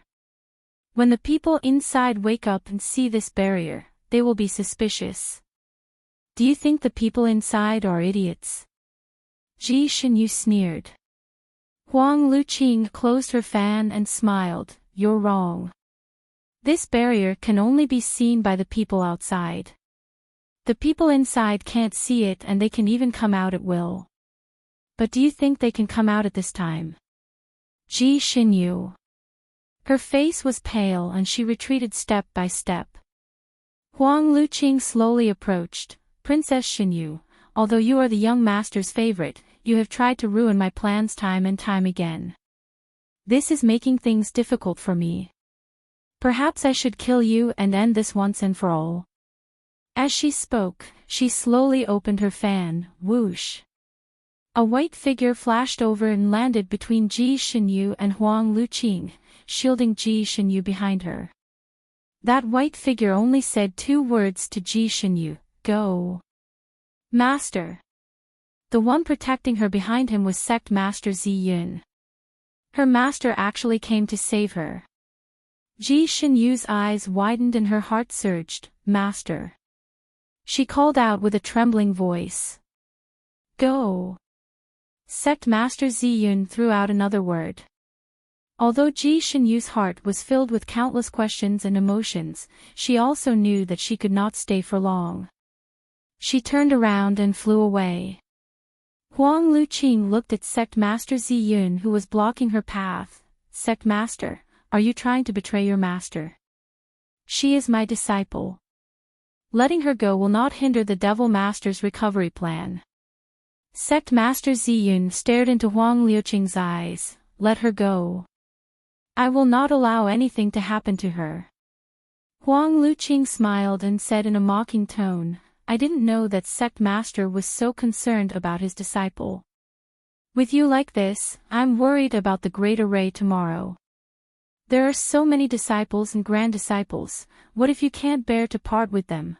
Sect Master Zi Yun's face was slightly pale, but his voice was cold. That's different. Tomorrow, the array will be activated as usual. I know my responsibilities. Huang Luqing nodded. It's good that you know. She glanced at the other party and suddenly sneered. Don't tell me you also fell in love with that princess. Sect Master Zi Yun was stunned. Then, he shouted angrily, bullshit. This seat treats her like a daughter, and there is absolutely no love between us. TSK. To think that the Sect Master Zi Yun, who has always been known for his elegance, would actually swear. How rare. Huang Luqing was half mocking and half laughing. Suddenly, her face changed. You may like her or treat her like a woman, but you can't delay the Devil Lord's recovery plan. If she escapes like this, she will definitely inform the people outside. Sect Master Zi Yun looked up at the sky and said indifferently, she doesn't have any communication talismans on her, so if she wants to inform the other sects, she has to make a trip personally. The Purple Cloud sect was located in a remote area and was not close to any other sect. The nearest sect would take 4 hours to travel to and fro, so it would take 8 hours to travel back and forth. After 8 hours, the array would be completely activated, and the Devil Lord's martial arts would be completely restored. What was there to be afraid of? What's more, that sect is not a big one, and the highest cultivation is only a mortal monarch. Moreover, the leader of that sect is usually timid and afraid of trouble. Even if Xinyu asks him for help, he will not come. Most likely, he will lead his disciples to other sects to discuss countermeasures, so there is nothing to worry about.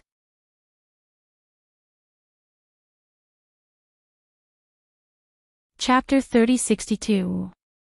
Huang Luqing raised her eyebrows and said, "It seems that sect master has calculated everything very clearly. However, I heard that this princess has the ability to travel 1,000 miles in an instant. What if she uses this technique to inform others?" The Purple Cloud sect master sneered. Military advisor Huang probably doesn't know that other than that small sect that is not worth worrying about, the closest sect to the Purple Cloud sect that is qualified to destroy is at least 8 hours away from here. Even if Xin Yu notifies them now, they won't be able to come in time.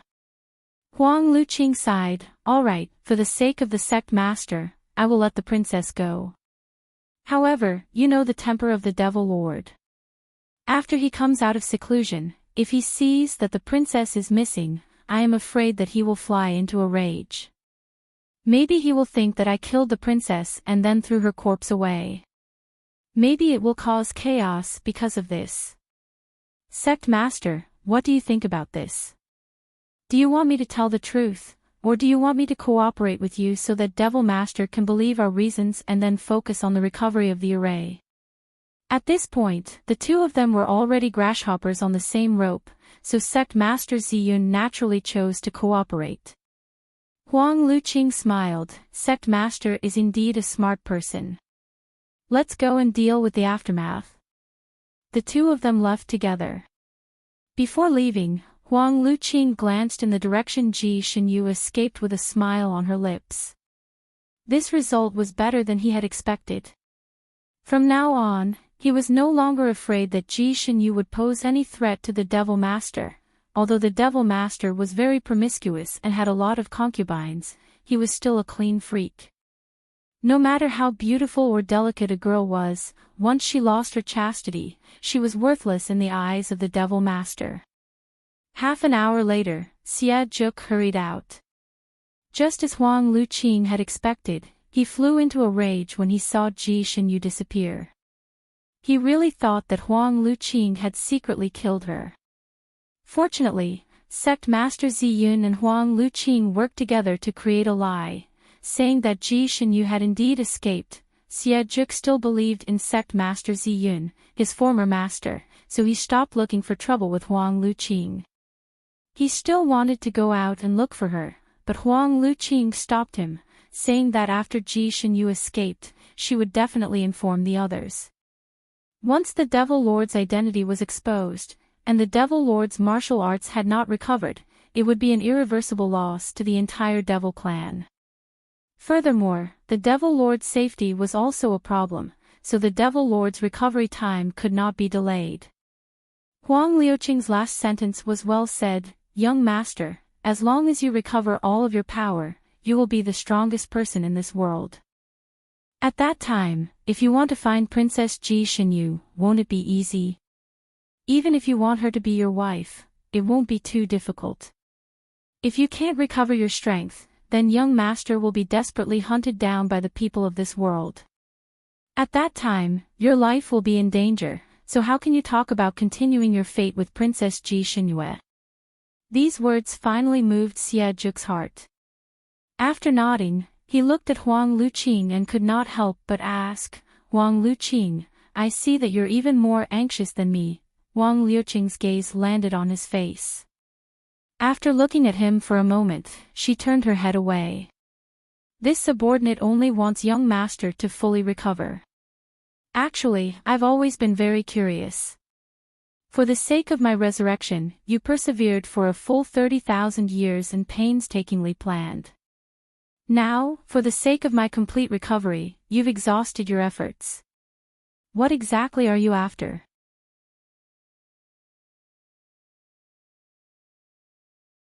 Chapter 3063. A demon was a demon. Being two-faced and treacherous was the label of a demon. Xie Juk had also returned to the declining demon world. The demons there were fighting each other for territory, and no one knew each other. The demons there did not know that there was once a demon master. The name of Demon Master Xie Zhuk had long been forgotten by the demons. After he reported his name, those demons were all confused. Time was like a pig's slaughtering knife, cutting the glory of the past into pieces. Xie Zhuk's name was almost forgotten by everyone in the Sanskrit continent. Compared to them, Huang Luqing was so loyal that it shocked the world. A hint of sadness flashed across Huang Luqing's eyes. Yes, what was he after? He turned around indifferently. Shark men are all obsessed. I just want young master to remember everything in the past. Alright, young master's complexion is not good. There are still 2 hours before the formation opens. Young master should sit down and recuperate. I'll go and make some arrangements to make sure nothing goes wrong. He turned around and left. Xie Zhuk frowned. Remember everything in the past. Because he had slept for too long, his memories were indeed not complete. There was a large gap between them. However, the most important thing was that he had already remembered everything. What was the point of remembering some minor details? He shook his head and thought of Ji Xinhue again. He was still worried and looked at Sect Master Zi Yun. Left Guardian, did you see Xinhue escape with your own eyes? Sect Master Zi Yun nodded slightly and answered with a simple word, yes. Xie Zhuk's eyes flickered slightly. As long as she was fine, it was fine. It was the same when he completely recovered and went to search for her. She was the obsession of that part of his soul, and she had also indirectly become his obsession. He would not give up until he obtained her. He seemed to have thought of something and instructed, if she runs away, so be it. In the future, I will naturally have a way to make her return to my side and be my woman. Left Guardian, you can follow Huang Luqing, and make the best preparations to open the formation. He was originally worried about Huang Luqing, afraid that he would do something to Ji Xinhue in advance, so he wanted Sect Master Zi Yun to follow him to prevent him from causing trouble. As soon as the words left his mouth, he felt that he could not make it too obvious. However, he believed that with Sect Master Zi Yun's intelligence, he would be able to guess it. Sect Master Zi Yun lowered his eyes and agreed, then turned around and left. When Sect Master Zi Yun found Huang Luqing, he was sitting on a huge rock on the mountain peak, lost in thought. The distant sky had already turned a little blue, and a faint trace of white could be seen. The sky was about to brighten. Huang Luqing glanced sideways at Sect Master Zi Yun and said with a faint smile, "What are you doing here? Spying on me? Are you afraid that I'll secretly hurt your precious disciple?" Sect Master Zi Yun's voice was cold. "Young master asked me to come." This sentence made Huang Luqing choke. Huang Luqing stopped talking and turned to look at the sea of clouds in the sky. Sect Master Zi Yun didn't say anything as he looked into the distance. Shen Yu should have already escaped, right? If nothing unexpected happened, she should have gone to look for Rongyue Tianlan. With Rongyue Tianlan by her side, no one should be able to hurt her. It was just that this incident had really broken her heart. He was afraid that their master-disciple relationship would be severed from now on. No matter what, it was fine as long as she lived well. Ji Xinhue did not go to Rongyue Tianlan's place. It was not that she threw a tantrum and did not want to go, but that she could not go. She was not living well. She was living very hard now. She was poisoned.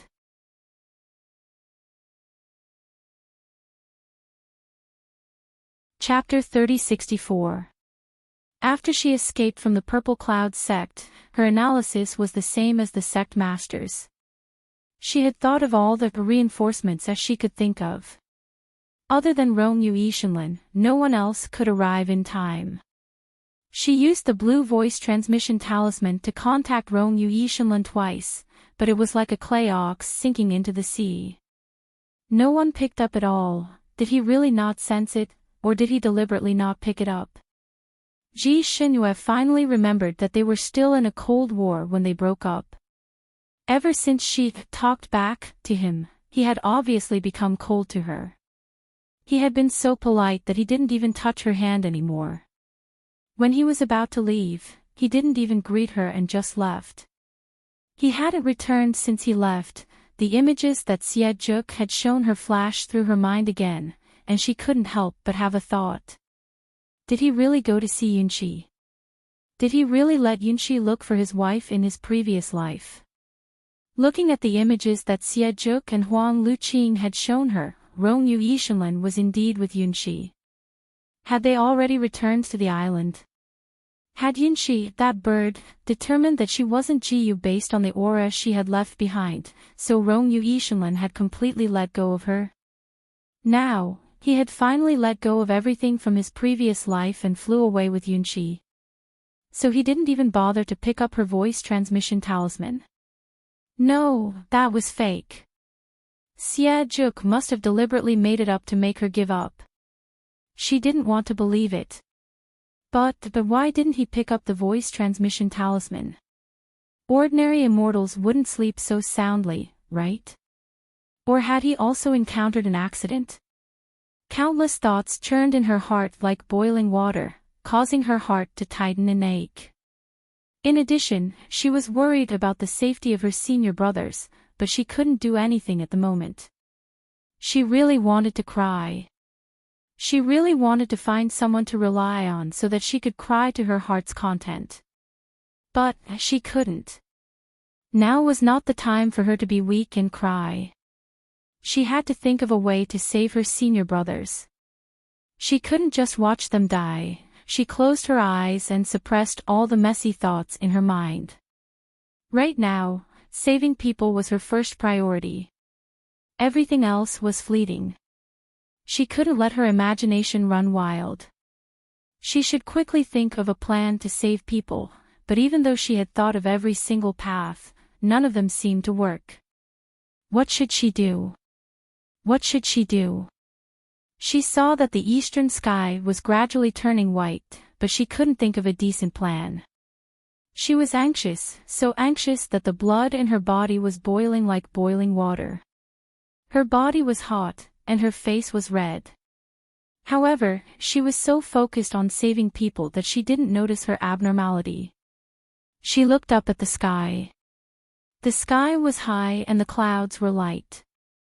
There was only the flowing wind around her. Standing there, she felt a sense of helplessness, as if she had been abandoned by the entire world. Too many things had happened tonight, and she had suffered too many blows. When one suffered too many blows, one's nerves would become numb. Some people would go crazy after receiving a fatal blow. They would be at a loss and their minds would go blank. On the other hand, after Ji Shinhue suffered a blow, she would subconsciously suppress all of her messy thoughts and focus on the important points.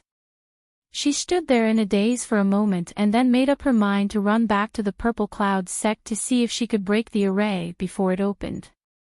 She was going all out. Worst comes to worst, she, Xia and Huang, these two people would have a bloody battle.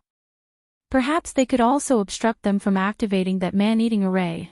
Just as she was about to use the teleportation technique, she staggered and felt dizzy.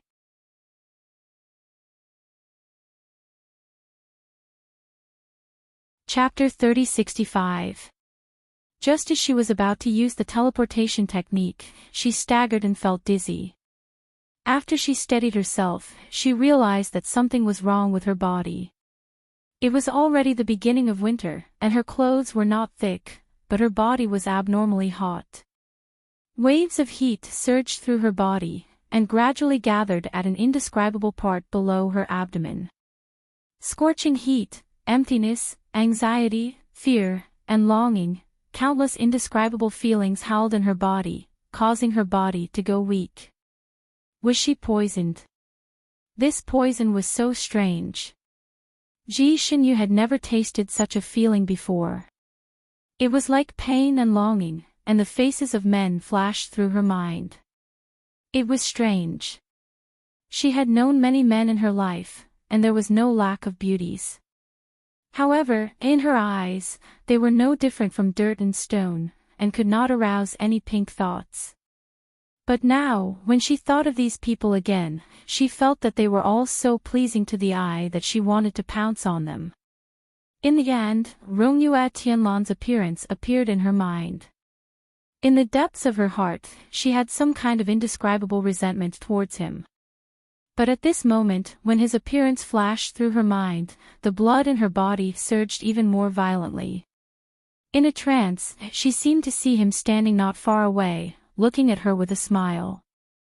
The blood in her head buzzed, and her body acted before her brain, pouncing towards him. Rongyue Tianlan. At this moment, the only thing she thought of was his embrace. She wanted to jump into his arms and let him hug her. Bang! She crashed into Rongyue Tianlan's embrace. Her knees hurt terribly, and the intense pain made her sober up instantly. There was no Rongyue Tianlan in front of her. There was only a slender stone standing there. She hugged the stone, and her knees hit the stone. She took 2 steps back, and finally understood what poison she had been poisoned with. Aphrodisiac. When did she get poisoned? Who drugged her? Huang Luqing. Xie Zhuk.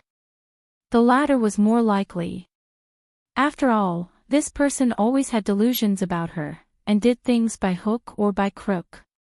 Ji Xinyu's body became hotter and hotter, and her vision became blurry. She pinched herself again, and the pain stimulated her to stay awake. She knew that finding the real culprit was secondary. The most important thing was to detoxify. Detoxify. She tried her best to suppress her boiling qi and blood. Her fingers trembled as she rummaged through her storage space. Originally, she had a lot of medicine in her storage space. However, after being caught and fainted again and again, most of the medicine in there had been taken away.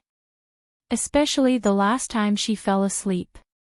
Xie Zhuk was probably dissatisfied that she had used Rongyue Tianlan's medicine, so he took advantage of the time when she was unconscious to loot all the medicine in her storage space. Now, there were only 3 or 4 bottles of golden sore medicine in there, and Xie Zhuk had forced them on her. There was no medicine for that. There wasn't even an antidote for the drug, bastard. Despicable bastard. Despicable. Ji Xinyu bit her lips tightly, using the pain to keep her mind clear. This was the first time she had encountered such a situation, and her body was so hot that she couldn't stop shaking. It was a cold day and she wasn't wearing thick clothes, but she felt so hot. It was as if she was wearing a large cotton-padded jacket during the hottest days of the summer. The heat made her feel irritated and irritated. The tip of her nose, forehead, and chin were all covered in sweat. It was so hot that she wished she could tear off all the clothes on her body.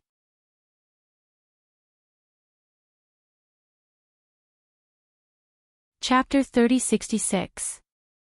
However, her rationality told her that she absolutely could not do that.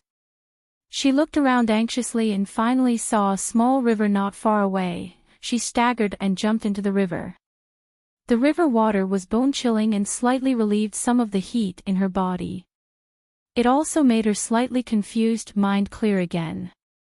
She squatted in the river for about a quarter of an hour and knew that the cold river water could only slightly relieve the symptoms, but it could not detoxify the poison. She still needed to save people.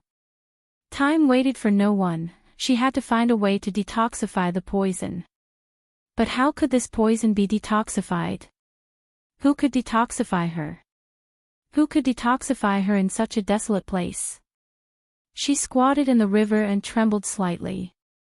This was the first time in her life that she felt so helpless. Tears welled up, but she forced them back. She could not cry.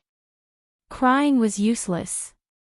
Because she had to endure the strange heat in her body, she bit her lips until they bled. She wiped her eyes with her hand, and her fingertips were stained with blood, but she did not notice. She thought of Rongye Tianlan again. He was a medical immortal, and his medical skills were extraordinary. If he was here, he might be able to detoxify her. She trembled as she took out the voice transmission talisman again. The blood on her fingertips stained the voice transmission talisman, and the talisman actually emitted a faint light wave and absorbed all the blood. Ji Xinyue's mind was filled with thoughts of asking for help, so she did not notice this. Her fingers trembled as she activated the voice transmission talisman again. Thankfully, this time, the voice transmission talisman lit up for a moment before the other side picked it up. The moment the call connected, Ji Xinyue's heartbeat almost went out of control. She let out a long sigh of relief. Heat and grievance instantly surged up. She trembled as she said, "Your Highness Rongye," because of her unstable state of mind, and also because of the effects of the drug, her originally clear and melodious voice sounded watery and crooked, with a hint of hoarseness. Finally, a reply came from the other side. "Who are you?" Ji Xinyue staggered in the water and almost fell into the water. That voice belonged to a girl. It was as clear as jade and as ethereal as the clouds. Even without seeing the person, she could feel that the other party was a peerless beauty. Ji Xinyue stared blankly at the voice transmission talisman in her hand. The image that Xie Zhuk had shown her flashed before her eyes. Rongye Tianlan and that girl called Yunxi were walking side by side. Due to the effects of the drug, her breathing was heavy.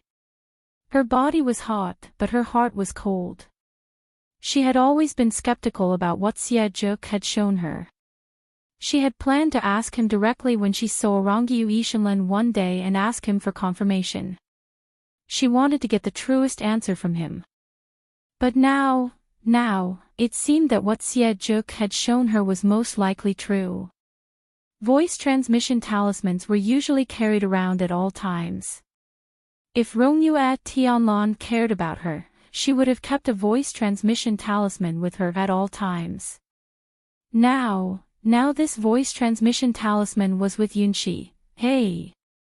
May I ask who you are?" the woman asked curiously. Ji Xinyue's heart had already sunk to the bottom of an icy abyss, but she still refused to give up. Forcing herself to calm down, she asked, "Where is Her Highness Rongye?" You asked him to pick up the sound-transmitting talisman." His voice trembled slightly. The person on the other side paused for a moment, then said, "He's still resting." "Who are you?" Ji Xinyue's finger flicked again, and the blue sound-transmitting talisman fell into the river and was washed away in the blink of an eye. She raised her head and looked at the sky. The sky was about to brighten, and there was a bit of white in the east.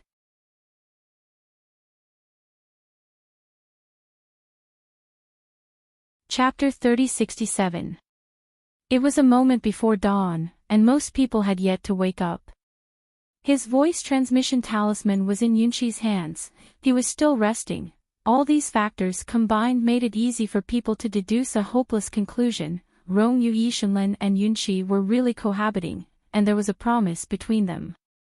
Rongye Yishanlan probably confirmed that Ji Xinyue was not Ji Yu through Yunxi's bird, so he finally let go of the burden in his heart and began to fulfill his promise with Yunxi.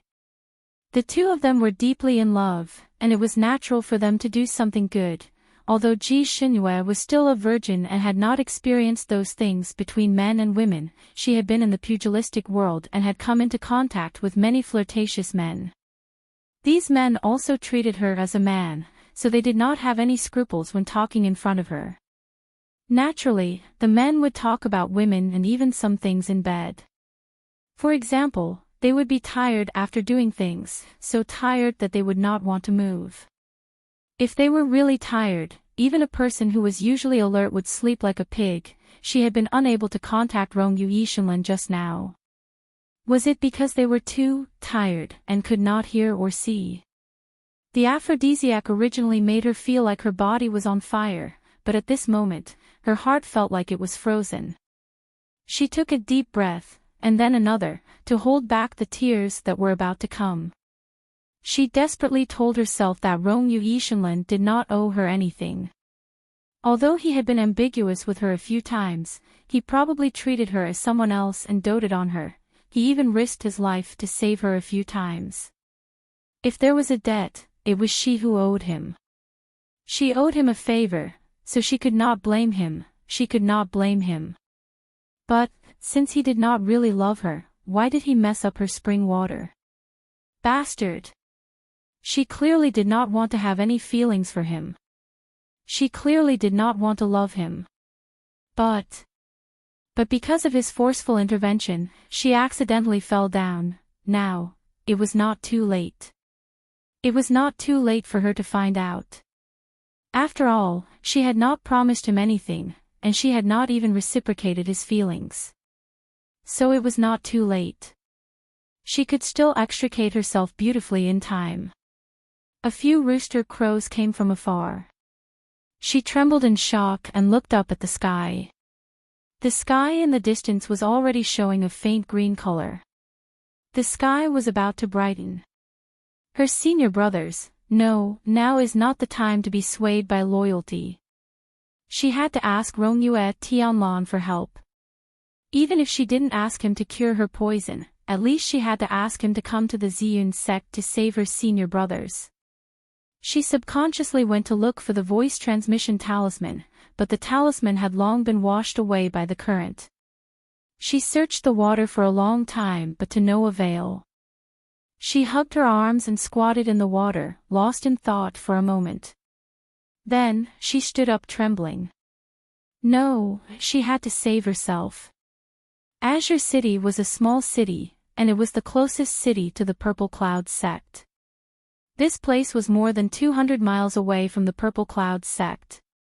For the people in the city, it would take a whole day to reach the Purple Cloud sect.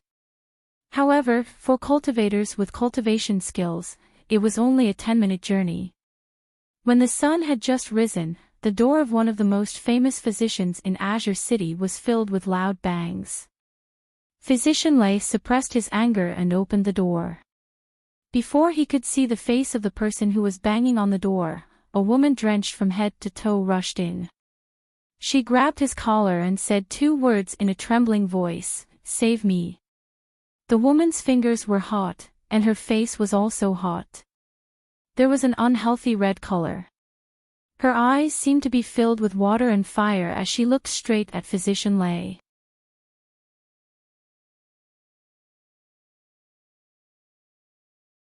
Chapter 3068. She staggered and almost fell into Dr. Lei's arms. Fortunately, she steadied herself in time, but her body couldn't help but tremble. It was as if she wanted to do something, but she resisted. After all, Dr. Lei was an experienced and knowledgeable doctor. Seeing the woman's expression, he took her pulse and frowned. "Miss, you've been poisoned by an aphrodisiac." This woman was naturally Ji Shinyu. She resisted the desire to pounce on Dr. Lei and nodded. She said hoarsely, "Save me." It was useless. It was completely useless. Dr. Lei, Dr. Li, Dr. Zhang, Ji Shinyu staggered. She had already eaten all the pills and ointments that these doctors had prescribed for her, but they couldn't cure the aphrodisiac's poison at all.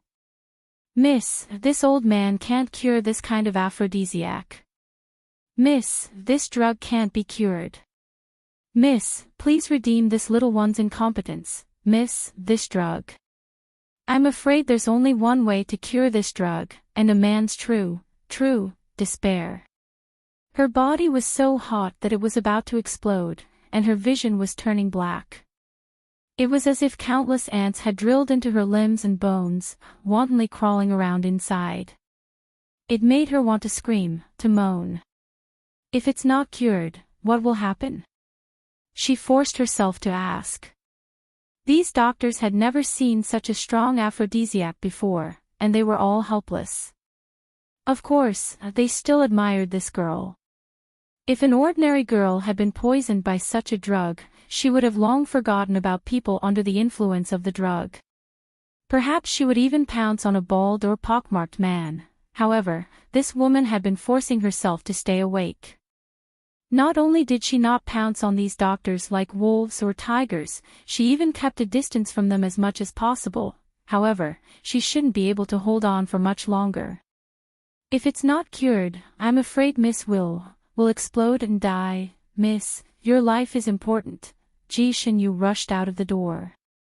It was still early, and the streets were deserted. Ji Xinyu staggered along the streets in the direction of the only small building in the city. She was not afraid of death, but her life was connected to the lives of hundreds of people in the Purple Clouds sect. Therefore, she could only cure the poison. She had already decided not to marry in this life, so there was no need to protect her body at this critical moment. After curing the poison, she would return to the Purple Clouds sect to save people and fight Xie Juk. If she couldn't save them, then she would just die with them. This world was too ugly, and she had lived long enough. Rongyu Tianlan felt exceptionally uneasy tonight. By the time he and Yunxi returned to Carefree Island, it was already late at night. They naturally discovered that Ji Xinyu had disappeared. Before the girl left, she left him a message. "Thank you for saving me. Goodbye." The date was early in the morning, even the time was included. Rong Yuetian could almost imagine the smug look on the little girl's face when she left. The soul-searching bird circled around the island before landing on Yunxi's shoulder and chirping happily. Yunxi translated the bird language for Rong Yuetian. She said that the soul-searching bird felt that the aura left behind by Ji Xinyu here was similar to Ji Yu's aura. There was a high possibility that the two of them were the same person. Of course, if he wanted to confirm it, he still needed to meet the person in person. According to Rongyue Tianlan's original intention, he couldn't wait to go out and search immediately. However, the soul-searching bird was very tired and was not willing to travel through the night to find someone. It simply spread its wings and lay on the ground, refusing to fly no matter what. Yunxi also advised, "Tianlan, Princess Xinyu only left. There won't be any accidents in just one night. Let's rest for the night and go find her tomorrow. I can see that you're also very tired right now. Why don't you rest for a while and have the energy to look for her tomorrow? It won't delay anything."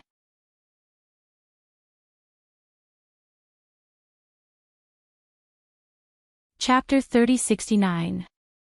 Rongyue Tianlan had been running around for the past few days and was extremely exhausted. After hearing Yunxi's words, he looked at the sky again. It was indeed too late. He looked at Yunxi again. Her hair was slightly messy, and her beautiful face was slightly haggard. She looked very sleepy. Under such circumstances, he was really embarrassed to ask Yunxi to go out and look for someone. He thought for a while and tried to contact Ji Xinyu with the voice transmission talisman. After a while, the voice transmission talisman was picked up. Ji Xinyue's voice came through. "What's the matter?" Rongyue Tianlan chatted with her for a while and found out that she had returned to the Ziyun sect. Everyone in the Ziyun sect was safe now. She had been too tired from the journey and was now resting. Her voice was thick with sleepiness, and she was obviously very tired. After talking with him for a while, she hung up. Rongyue Tianlan also deliberately sensed the location of the blood-red voice transmission talisman. It was indeed in the Ziyun sect.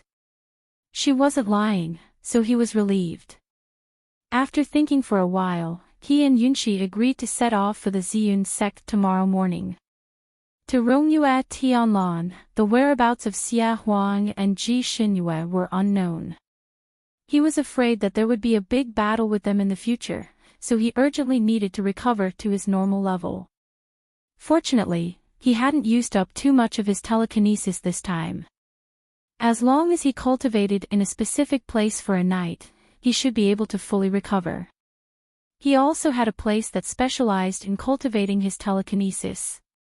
Cultivating in that place was equivalent to cultivating in other places for 3 days.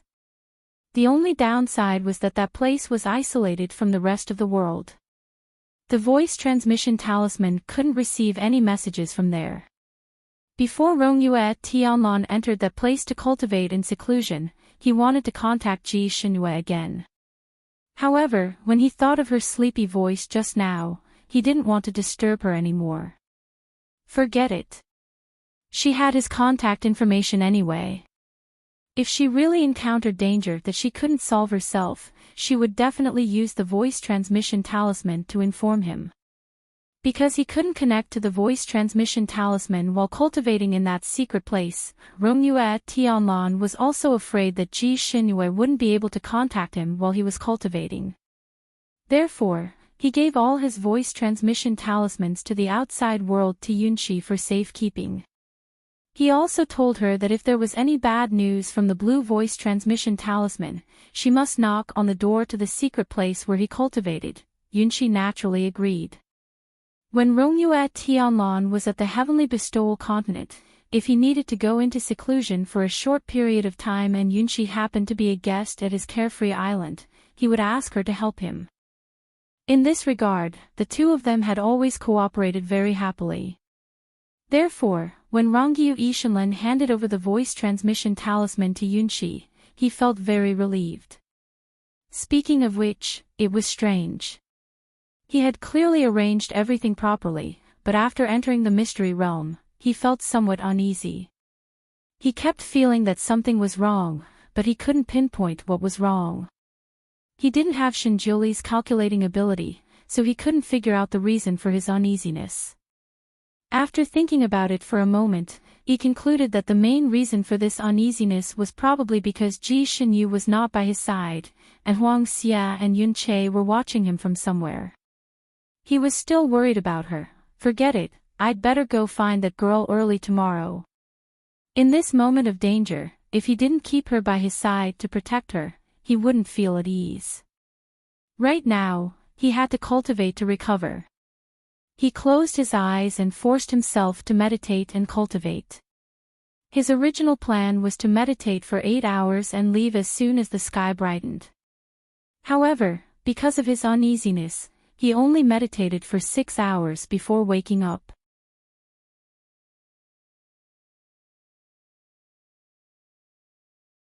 Chapter 30-70.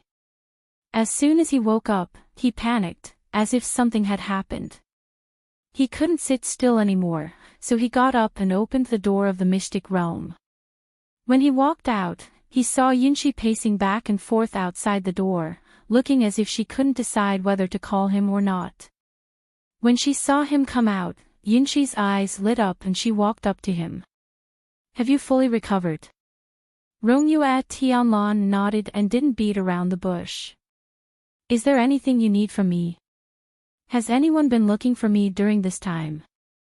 Yunqi paused and said, "There was someone looking for you just now," but her voice was too coquettish. She didn't sound like a normal woman. In fact, she was still holding back. Ji Shenyue's voice at the time couldn't be described as coquettish. It was dripping like a coquettish hostess inviting a guest. Indeed, she didn't sound like a proper woman. Yunqi felt that with Rongyue Tianlan's taste, he shouldn't be acquainted with such a woman. However, this woman had a voice transmission talisman with Rongyue Tianlan, so they should know each other. At the time, Ji Shenhue hadn't said why she was looking for Rongyue Tianlan. She had only said that she was looking for His Highness Rongyue in a coquettish voice. Her soft, dripping, and even slightly panting voice had successfully given Yunqi goosebumps. After the other party had hung up, she was stunned for a moment. She couldn't guess who the other party was, but she was afraid of delaying Rongyue Tianlan's matter. Therefore, after thinking about it, she contacted the other party again, wanting to ask about the other party's identity. However, the other party couldn't get through no matter what. She wasn't sure if this was an accident, so when she arrived at Rongyue Tianlan's cultivation place, she wasn't sure if she should inform Rongyue Tianlan in time. After all, it was taboo to disturb him when he was cultivating. Just as she was pacing back and forth, Rongyue Tianlan came out by himself. Yunxi told him about the situation just now and took out the voice transmission talisman to show Rongyue Tianlan. Rongyue Tianlan's expression changed. Yunxi, didn't I tell you that this voice transmission talisman is connected to Ji Xinyue? You have to inform me immediately whenever this voice transmission talisman contacts me. His voice couldn't help but carry a touch of anger. Yunxi was stunned. Didn't you say that Miss Ji Xinyue was a straightforward heroine? But that person's words weren't just any ordinary coquettish. How could a female hero speak so softly? Rong Yuetian glanced at her and almost wanted to rub her forehead. After all, this sound-transmitting talisman was connected to a sound-transmitting talisman. If there were no accidents, Ji Xinyue would not lend this sound-transmitting talisman to others, nor would she lose it. Now that this voice transmission talisman had suddenly sent a message in the middle of the night, regardless of whether it was her or not, it meant that there was something wrong on her side. He couldn't be bothered to explain too much to Yunxi. Instead, he immediately used the blue voice transmission talisman to contact the other side. However, there was no more movement from the other side. Something might have really happened to her. He pondered for a moment and immediately contacted Sect Master Ziyun. Sect Master Ziyun was not slow in picking up the call and immediately contacted him. Rongyu Tianlan did not beat around the bush and immediately asked about Ji Xinyu's whereabouts. Sect Master Ziyun paused for a moment. When Xinyu returned last night, it was already quite late. She should still be resting at this moment. Rongyu Yishanlan said, I'm looking for her for something urgent. Let her get up and answer my sound-transmitting talisman. Sect Master Ziyun yawned and said, the sun is not even up yet. Your Highness Rongyu, why do you have to look for me at this time? Let's wait until she wakes up in the morning. She's not answering your sound-transmitting talisman right now. This means that she's too tired to answer. It's better not to disturb her at this time.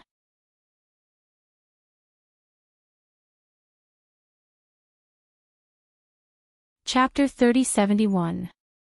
There didn't seem to be any flaws in his words. Rongyue Tianlan paused for a moment and suddenly asked casually, Sect leader, where are you now? I just woke up. What's the matter? I've been a little bored recently. How about I find you for a game of chess today? You're looking for Xinyu, aren't you? You're using me as a cover. You've seen through me. I'll teleport to your place to look for her. She'll probably be up when I arrive. Don't tell her, I want to give her a surprise. The person on the other side paused for a moment. Rongyu, can you change your temperament of acting on whatever you say? Teleporting consumes a lot of telekinesis. Just to see her.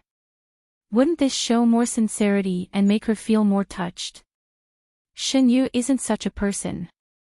If you use that method, she might think that you don't know what's important and won't accept you, Rongyue Tianlan sighed. You're her master, so you know her best. Forget it, I'll ride the cloud over in a while. I'll probably reach your place in 8 hours. You should prepare to receive me with delicacies. The other side seemed to be relieved. Okay. He then added, there's no need to rush. Xinyu will be staying here for a few days, so you'll be able to see her in these 2 days. The two of them chatted happily as usual and hung up after talking for a while. Yunxi, who had been listening by the side, also heaved a sigh of relief. I told you, she'll be fine. She suddenly paused and looked at Rongyue Tianlan. What's wrong with you? You don't look too good. Rongyue Tianlan's handsome face sank the moment he hung up the sound transmission talisman. When he heard Yunxi's question, he only said briefly, something happened over there. Yunxi, I'm going out for a while. Help yourself. After he finished speaking, he was already gone. Yunxi was speechless. She didn't hear anything unusual. Why did Rongyue Tianlan run away in such a hurry? The technique he used was the shrinking earth technique. The shrinking ground technique was even more powerful than the ability to travel 1,000 miles in an instant. It could allow one to travel 1,000 miles in an instant. This place was originally 10,000 miles away from Xian sect, but if Yu Tianlan used this kind of technique, she would be able to reach it in less than an hour. Of course, it also consumed a lot of psychokinesis. It seemed like he was really nervous about Ji Xinyu. He also had someone he liked. I'm the only one left. Rongyue Tianlan had only talked to Grandmaster Ziyun for a short while, but she had already found two suspicious points. Firstly, when Sect Master Ziyun was talking to him, Rongyu Yishanlin could faintly hear the sound of wind blowing through the forest. In other words, Sect Master Ziyun was outside at that time. But as soon as he got up, a person who woke up early should be full of energy, but Sect Master Ziyun's voice carried a trace of exhaustion, as if he had not slept the entire night. Secondly, Grandmaster Ziyun was actually an impatient person and did not care about others. Most of the time, he was idle and bored. At that time, when Rongyue Tianlan wanted to play chess with him, he did not refuse and often urged him to go quickly. He had never thought that he would exhaust his psyche power. However, this time, he had been thinking of ways to avoid letting him go early. Of course, the voice transmission that Yunxi received was even stranger. Rongyue Tianlan had clearly used that sound transmission talisman to talk to Ji Xinyu last night. At that time, she had said that she was going to rest, so the sound transmission talisman could not have been lost. Then, what was the strange female voice that Yunxi received? Something had happened.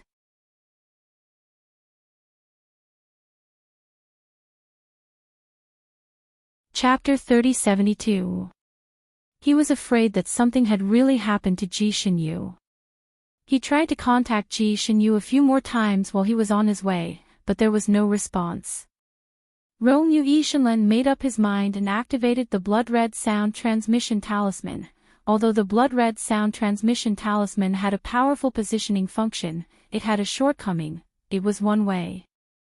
Rongyu Yishanlin could only use it to contact her, but Ji Xinyu could not use it to contact him. It also had a very special function: once he gave this sound transmission talisman to someone, it would stay with that person forever, and no one could take it away. Even if someone took it away, it would return automatically, unless the person discovered its existence in time and threw it away. Otherwise, once this sound transmission talisman stayed with her for 10 days, even she would not be able to lose it. Unless she was really dead. With this thing on Ji Xinyu, Rongyu Yishanlin could easily locate her when he wanted to find her. This time, after Rongyu Yishanlin activated the sound transmission talisman, it was not bad. Someone finally picked it up. Who is it? The voice sounded like it was soaked in water, soft as silk, sweet as honey, as if someone was drunk, and their tongue was a little big. Rongyu Yishanlin's heart sank. Although this voice was very different from Ji Xinyu's original voice, it was indeed her voice. What happened to her? Why did she suddenly make such an ecstatic sound? Rongyu Yishanlin was about to say something when another sound came from the sound transmission talisman, as if someone had fallen to the ground with a plop, and someone exclaimed in a low voice, "Ah, miss, what happened to you? Miss, can you still get up? Miss, are you all right?" Those voices were all from young men. Although their tones were different, each of them had a good voice. Some were magnetic, some were cold, and some were pleasant to listen to. "Miss, let me help you up." Miss, your face is so red, and your body is so hot. Are you having a fever?" "Miss, are you here to listen to music or play chess?" Or those men asked one after another. Rongyu Yishanlin finally understood where Ji Xinyu was now. A brothel. No, it was a small brothel. There was a loud bang in his head, and all the blood rushed to the top of his head. He paused and almost fell from the sky.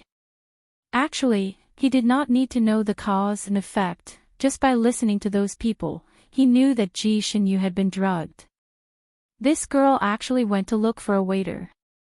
Ji Shinyu, wake up. I can detoxify your poison. Rongyu Ishinlan shouted angrily into the sound-transmitting talisman.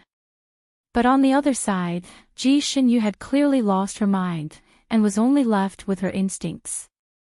She seemed to have directly jumped into someone's arms, and her voice trembled violently. Give you money, cure the poison. Give me the antidote. This loft in Azure City had a very elegant name, Zither Loft.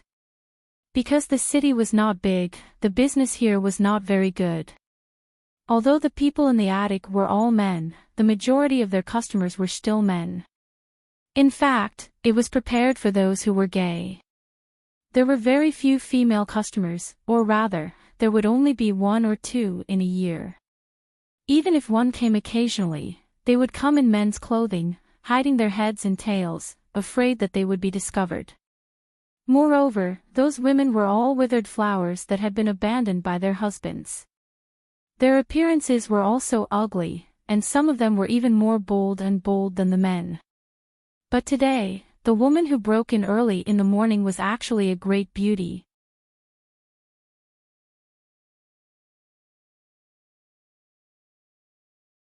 Chapter 3073. The beauty's face was flushed red, and her eyes were watery. When she threw herself into the arms of the man who helped her up, the man's bones went soft. The beauty was also rich. When she threw herself into the man's arms, she threw a heavy purse over. Some gold leaves fell out of the purse, shining dazzlingly under the light. Logically speaking, a prostitute here didn't even need a single gold leaf, but now this beauty threw the entire purse to that man. Ah. Okay. Miss, actually you don't need so much money. The man hugging her was still very professional. Besides, for such a beauty, even if it was free, they would be happy. After all, they had been in the brothel for a long time, and had some knowledge. Looking at Ji Shinyu's expression, they knew that she had been drugged. They didn't know which immoral bastard had drugged such a beautiful girl, but he had benefited from it.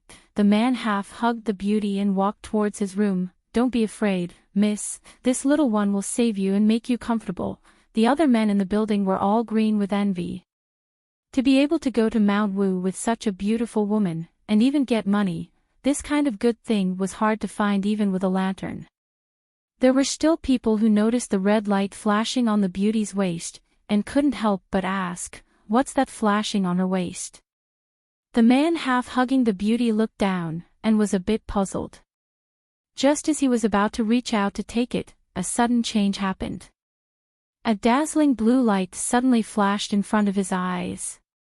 Before he could react, he suddenly felt the weight in his arms lighten, and a strong force directly sent him flying.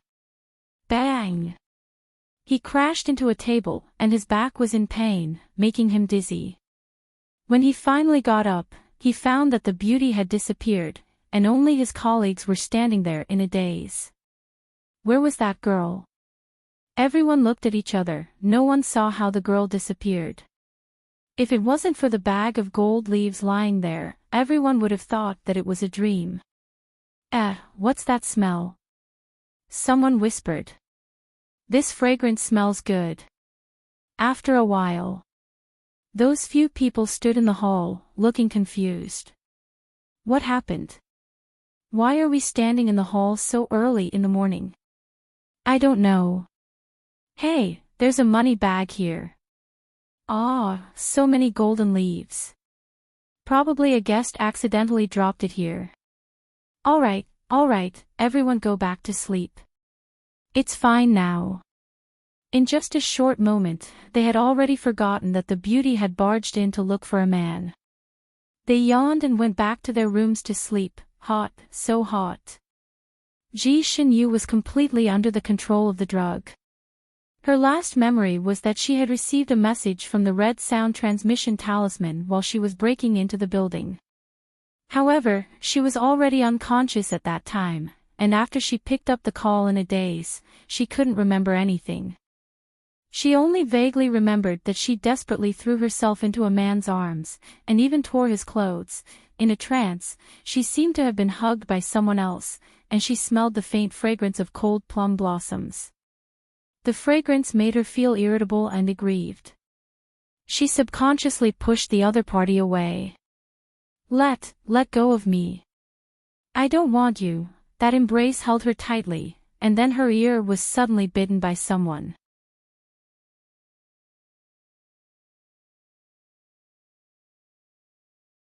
Chapter 3074. Ouch!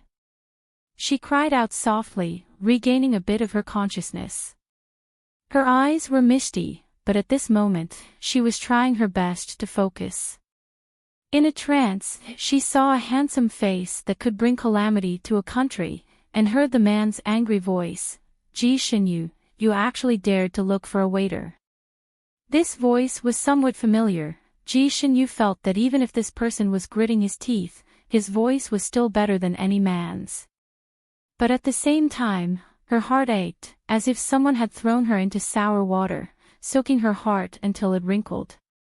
That sour feeling rushed to her nose, and she couldn't help but push him again. "I don't want you." "I don't want you. If you don't want me, who do you want?" That man hugged her even tighter, and even stuffed something into her mouth, forcing her to swallow. "When you wake up, I'll settle this with you." "Settle this?" "Settle what?" Ji Shinyu's heart ached and swelled. That inexplicable grievance was even more overwhelming. She sniffled, and like a child, tears began to fall. "You're still crying. All right, don't cry, don't be afraid, I'll detoxify you. I won't let you suffer anymore. Be good, don't cry."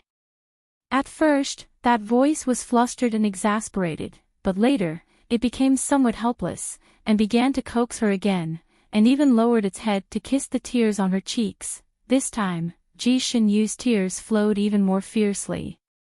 She cried like a tearful doll in his arms.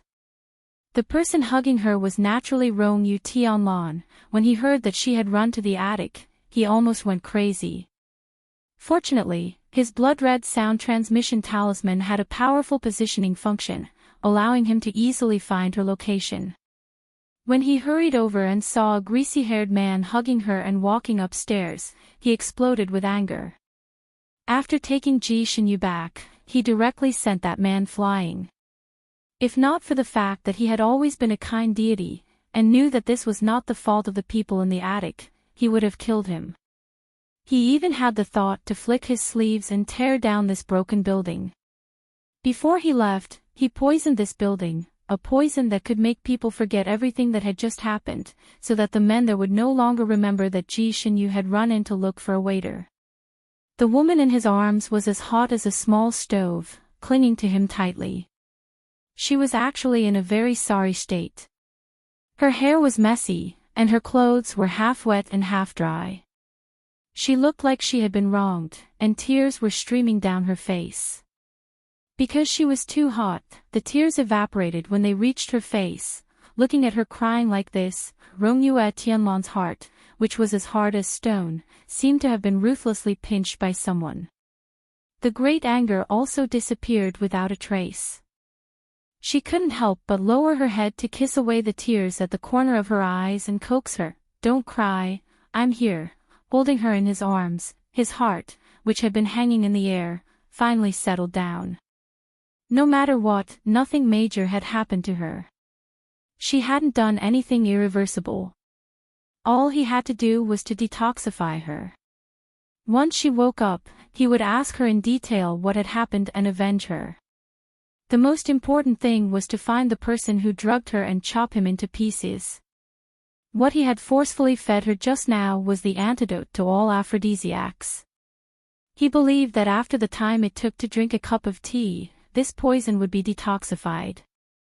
Looking at her in his arms, Rong-Yu Tianlan's heart was filled with a sour feeling. He was once again sure that she was the one he wanted. Whether she was Ji Yu or not, he would never let go of her hand again.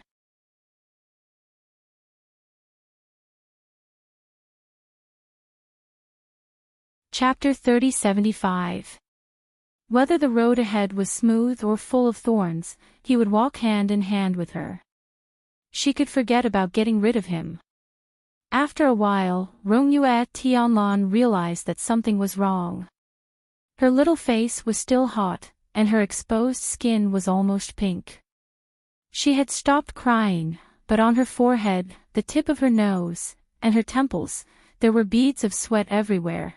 She lay on the bed, her little hands desperately tugging at her own clothes. Hot, so hot. Fortunately, the clothes on her body were specially made by the Ziyun sect and were abnormally strong. Her trembling little hands could not tear a seam for a long time.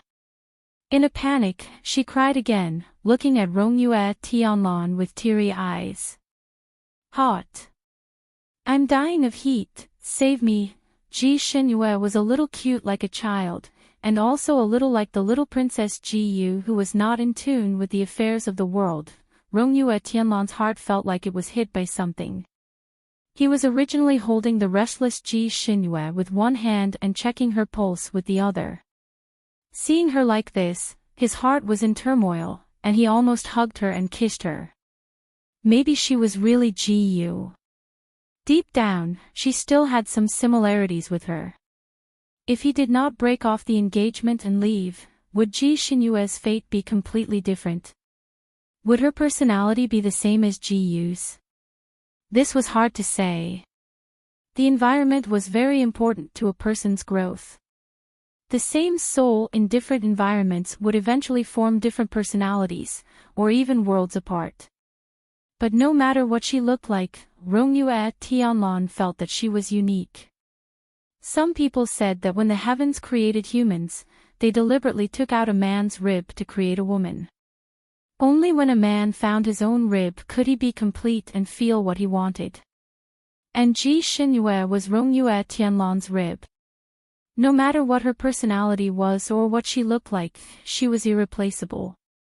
Once he found her, he did not want to let her go. Rongyue Tianlan was a man.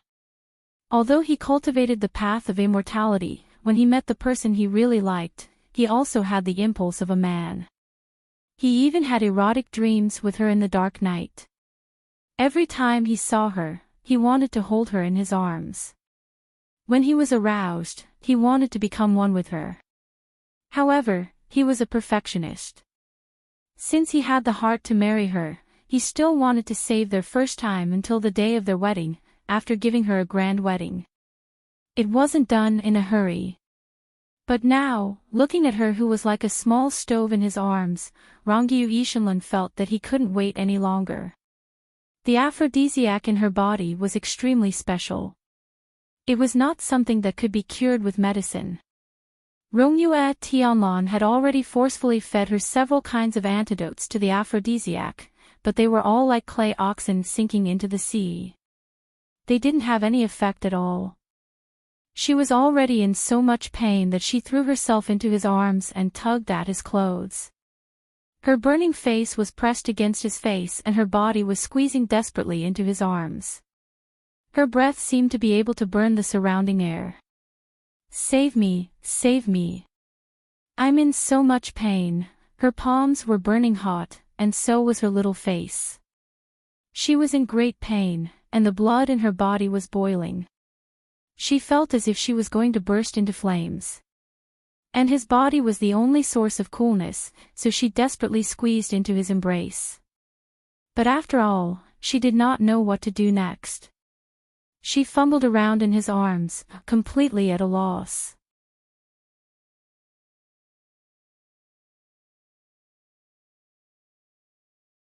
Chapter 3076.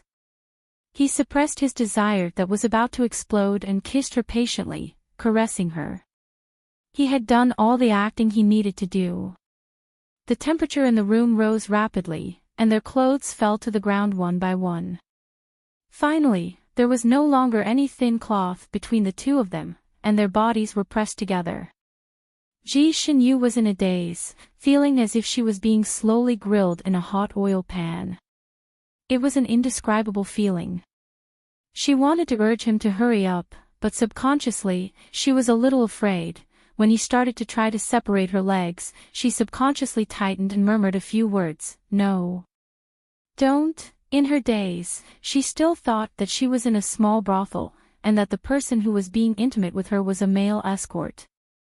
She didn't know why, but a figure flashed through her chaotic mind. It was the figure that she hid in the deepest part of her heart, and it was also the figure that she tried to get rid of after knowing some things.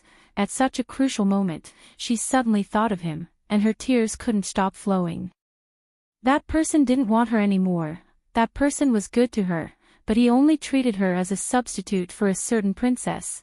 Now that he knew that she wasn't that princess, he didn't even want her to be a substitute. He had a verbal engagement with another woman, and now he was sleeping with another woman. She was running desperately here, and no one could save her. But he was in another place where spring was warm and flowers were blooming, making love with another woman, too tired to get out of bed, and she could only find a male escort that she didn't know to give her first time. Grievance, bitterness, sadness, hopelessness, fear. All kinds of negative emotions were stirring in her chest, and under the influence of the drug, she couldn't control these emotions at all.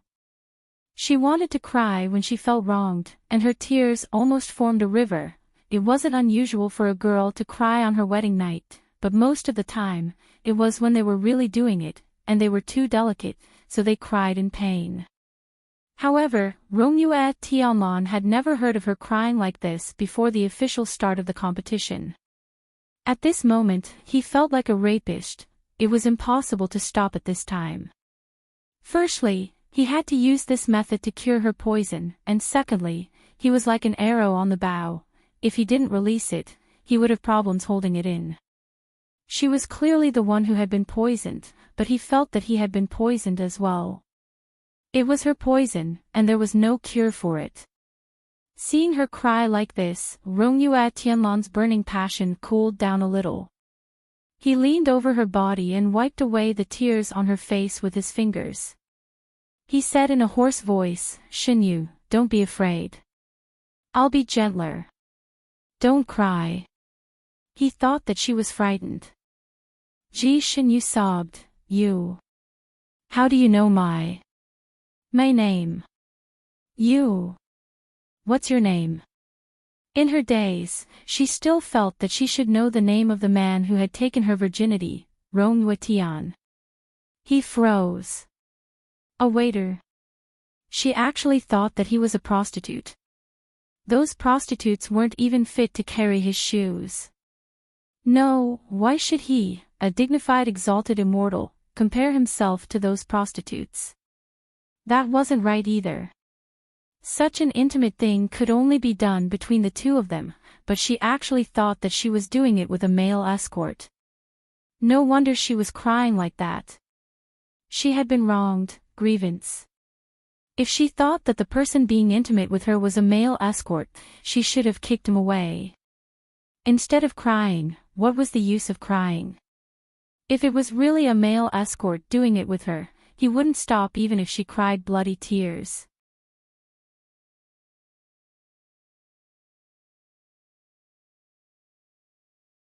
Chapter 3077. Rollercoasters Tianlan was enraged. His handsome face turned green and white. After a while, he gritted his teeth and pinched her chin. "Young man. Come, open your eyes and see who I am." He used a lot of strength, pinching her chin so hard that it hurt. The pain finally pulled her out of her daze. She blinked and tried to focus, finally seeing the man on top of her. That person's face was as if the landscape of the Fanine continent had been carefully painted by the hand of God. He was so handsome that it was soul-stirring. Rollercoasters Tianlan. He was Rollercoasters Tianlan. Her eyes suddenly widened, and her red and swollen mouth opened slightly. She said a few words in a hoarse voice, "Rollercoasters. Exalted deity, very good." She finally recognized him. Rollercoasters Tianlan breathed a sigh of relief and hugged her tightly again. He nibbled on her earlobe, "Don't be so stiff. Shinyu, call me Tianlan, or husband." It was already bright outside. The light blue sky shone on the bed through the veil and jumped on her pale pink skin. There was sweat on her skin, and beads of sweat were sparkling like pearls. At this moment, the two's skin was touching each other. The smooth jade-like touch, the pink and translucent appearance, coupled with her exquisite body lines, was enough to make any normal man's blood boil. Rongyue Tianlan's eyes seemed to have flames dancing in them. His breathing was rapid and heavy. He barely suppressed the burning desire and rubbed his body against each other, causing the temperature in the tent to rise even higher. He was waiting for her to call out his name, to call him husband. He thought that at this time, even if Ji Shinyu didn't call him husband, she would still call his name and ask him to continue. However, he didn't expect Ji Shinyu under him to suddenly struggle vigorously. Her face was red, and she pushed and shoved him. No. I don't want you. Rongyue Tianlan. I don't want you, Rongyue Tianlan. He felt like he was hit by a stick. There was a bang in his head. She would rather have a young man than him. Why? In her heart, he was less than a young man. No. In their previous interactions, she had clearly been moved by him. Perhaps it wasn't as passionate as he was, but she was really moved. After all, Rongyue Tian was a Casanova. He could still feel this. Since she had already fallen in love with him, even if he wasn't the number one choice in her heart, his status couldn't possibly be lower than that of an escort, right? There must be a misunderstanding. It was a big misunderstanding. Why don't you want me? Shinyu, come, tell me, why don't you want me? Rongyue Tian seemed to be coaxing her, but her voice was extremely strong. Tears flowed out of the corners of Ji Shinyu's eyes again. After being controlled by the drug, she was extremely weak and had no self-control at all. Not only could she not control her tears, she could not control her mouth to complain. You used me as a substitute. I don't want to be a substitute. I don't want to share a husband with others. I don't want to steal someone else's man. Her mind was muddled, and she couldn't control herself at all. She blurted out the most grievous thing in the depths of her heart. At the end of her speech, her tears fell down again. In the past, you didn't want me. Now, the one you want, isn't me. I don't want you to force yourself to cure the poison. I also don't want you to force yourself. What she said was actually a little incoherent. Fortunately, Rongyue Tian was extremely intelligent, so he still understood the general idea.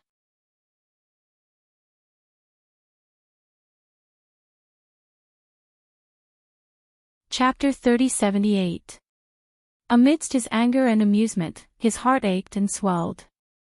He hugged her in his arms and said word by word, Shinyu, it was my fault for missing you in the past, but now I only have you, and only want you. There's no one else and you won't share a husband with anyone else. Also, I didn't force you to detoxify the poison. In fact, he was very willing. If it was someone else, he would have broken down. No, you and Yunshi, you're already, very tired, so tired that you didn't pick up my voice transmission talisman. Yunshi picked it up. I didn't want to disturb you, but I had no choice. Rongyue Tianlan was speechless. This was a great injustice. He vaguely understood where the problem was. Who on earth was the one who whispered such words into her ear? There was clearly nothing going on. However, seeing her cry like this, did that mean that she was actually jealous? When this girl was awake, her little mouth was like a clam shell and she always had a strong look on her face. She locked all her thoughts in her heart and wouldn't say anything even if he forced her. Now, she was voicing out her dissatisfaction, doubts, and grievances. He rubbed his eyebrows. Shinyu, Yunshi is my friend, just a friend. I don't have any romantic feelings for her, so naturally, nothing will happen. I was indeed tired last night, but because I was in a hurry. I was meditating last night and there was no voice transmission talisman in that place, so I gave it to Yunxi and asked her to pick it up. He half leaned on her body and suppressed his lust as he explained to her. No matter how she misunderstood him, as long as she could tell him, he would know what the problem was and be able to explain it to her. At this moment, Rongyue Tianlan was even a little grateful for the effects of this aphrodisiac. Otherwise, this girl would have such a big misunderstanding about him. With her personality, she would have silently distanced herself from him and wouldn't have cried and scolded him, causing him to be misunderstood. He didn't know what exactly she misunderstood. After explaining, he held his breath and looked at her. Would she believe him? She should believe him, right? Because she had just cried, Ji Xinyu's big eyes were misty. She blinked and a teardrop came out. She blinked again and another teardrop came out. Just as Rongyu Tianlan was waiting anxiously, she stretched out her trembling arms and wrapped them around his neck, pressing him towards her. I feel so uncomfortable, save me. Rongyu Tian was speechless. Was she in a daze or sober state? Rongyu Tianlan was slightly panting. He suppressed the lust that was about to explode and forcefully turned her little face over. Looking at her teary eyes, he asked, Xinyu, who am I? Ji Xinyu struggled under his body, her eyes could no longer focus, only instinct remained, the instinct to become one with the person in front of her. Her little face was flushed red and her breath was hot. Her little mouth muttered a few more words, you save me. I'll give you money, a lot of money, Rongyu Ishinlin, very good, he had become a gigolo again. You want to buy it with money? Did she know that he had kept Yu Tianlan's chastity until now? Did she know that his chastity was also priceless? Motherfucker, even if money couldn't buy him, it couldn't be compared to 10,000 cities. He wouldn't trade the entire Sanskrit continent for it. He gritted his teeth and smiled. You have money. How much are you giving me? Golden leaves, so many golden leaves. Ji Xinyu groped her body in a daze. You're tuning into the LoveLore Library YouTube channel. We're so grateful for your support and don't forget to subscribe to join us on this incredible journey through captivating stories. Your generosity through donations truly makes a world of difference, as it's the primary source of revenue that allows me to expand and enhance this channel for you. Thank you from the bottom of my heart for being a part of this adventure.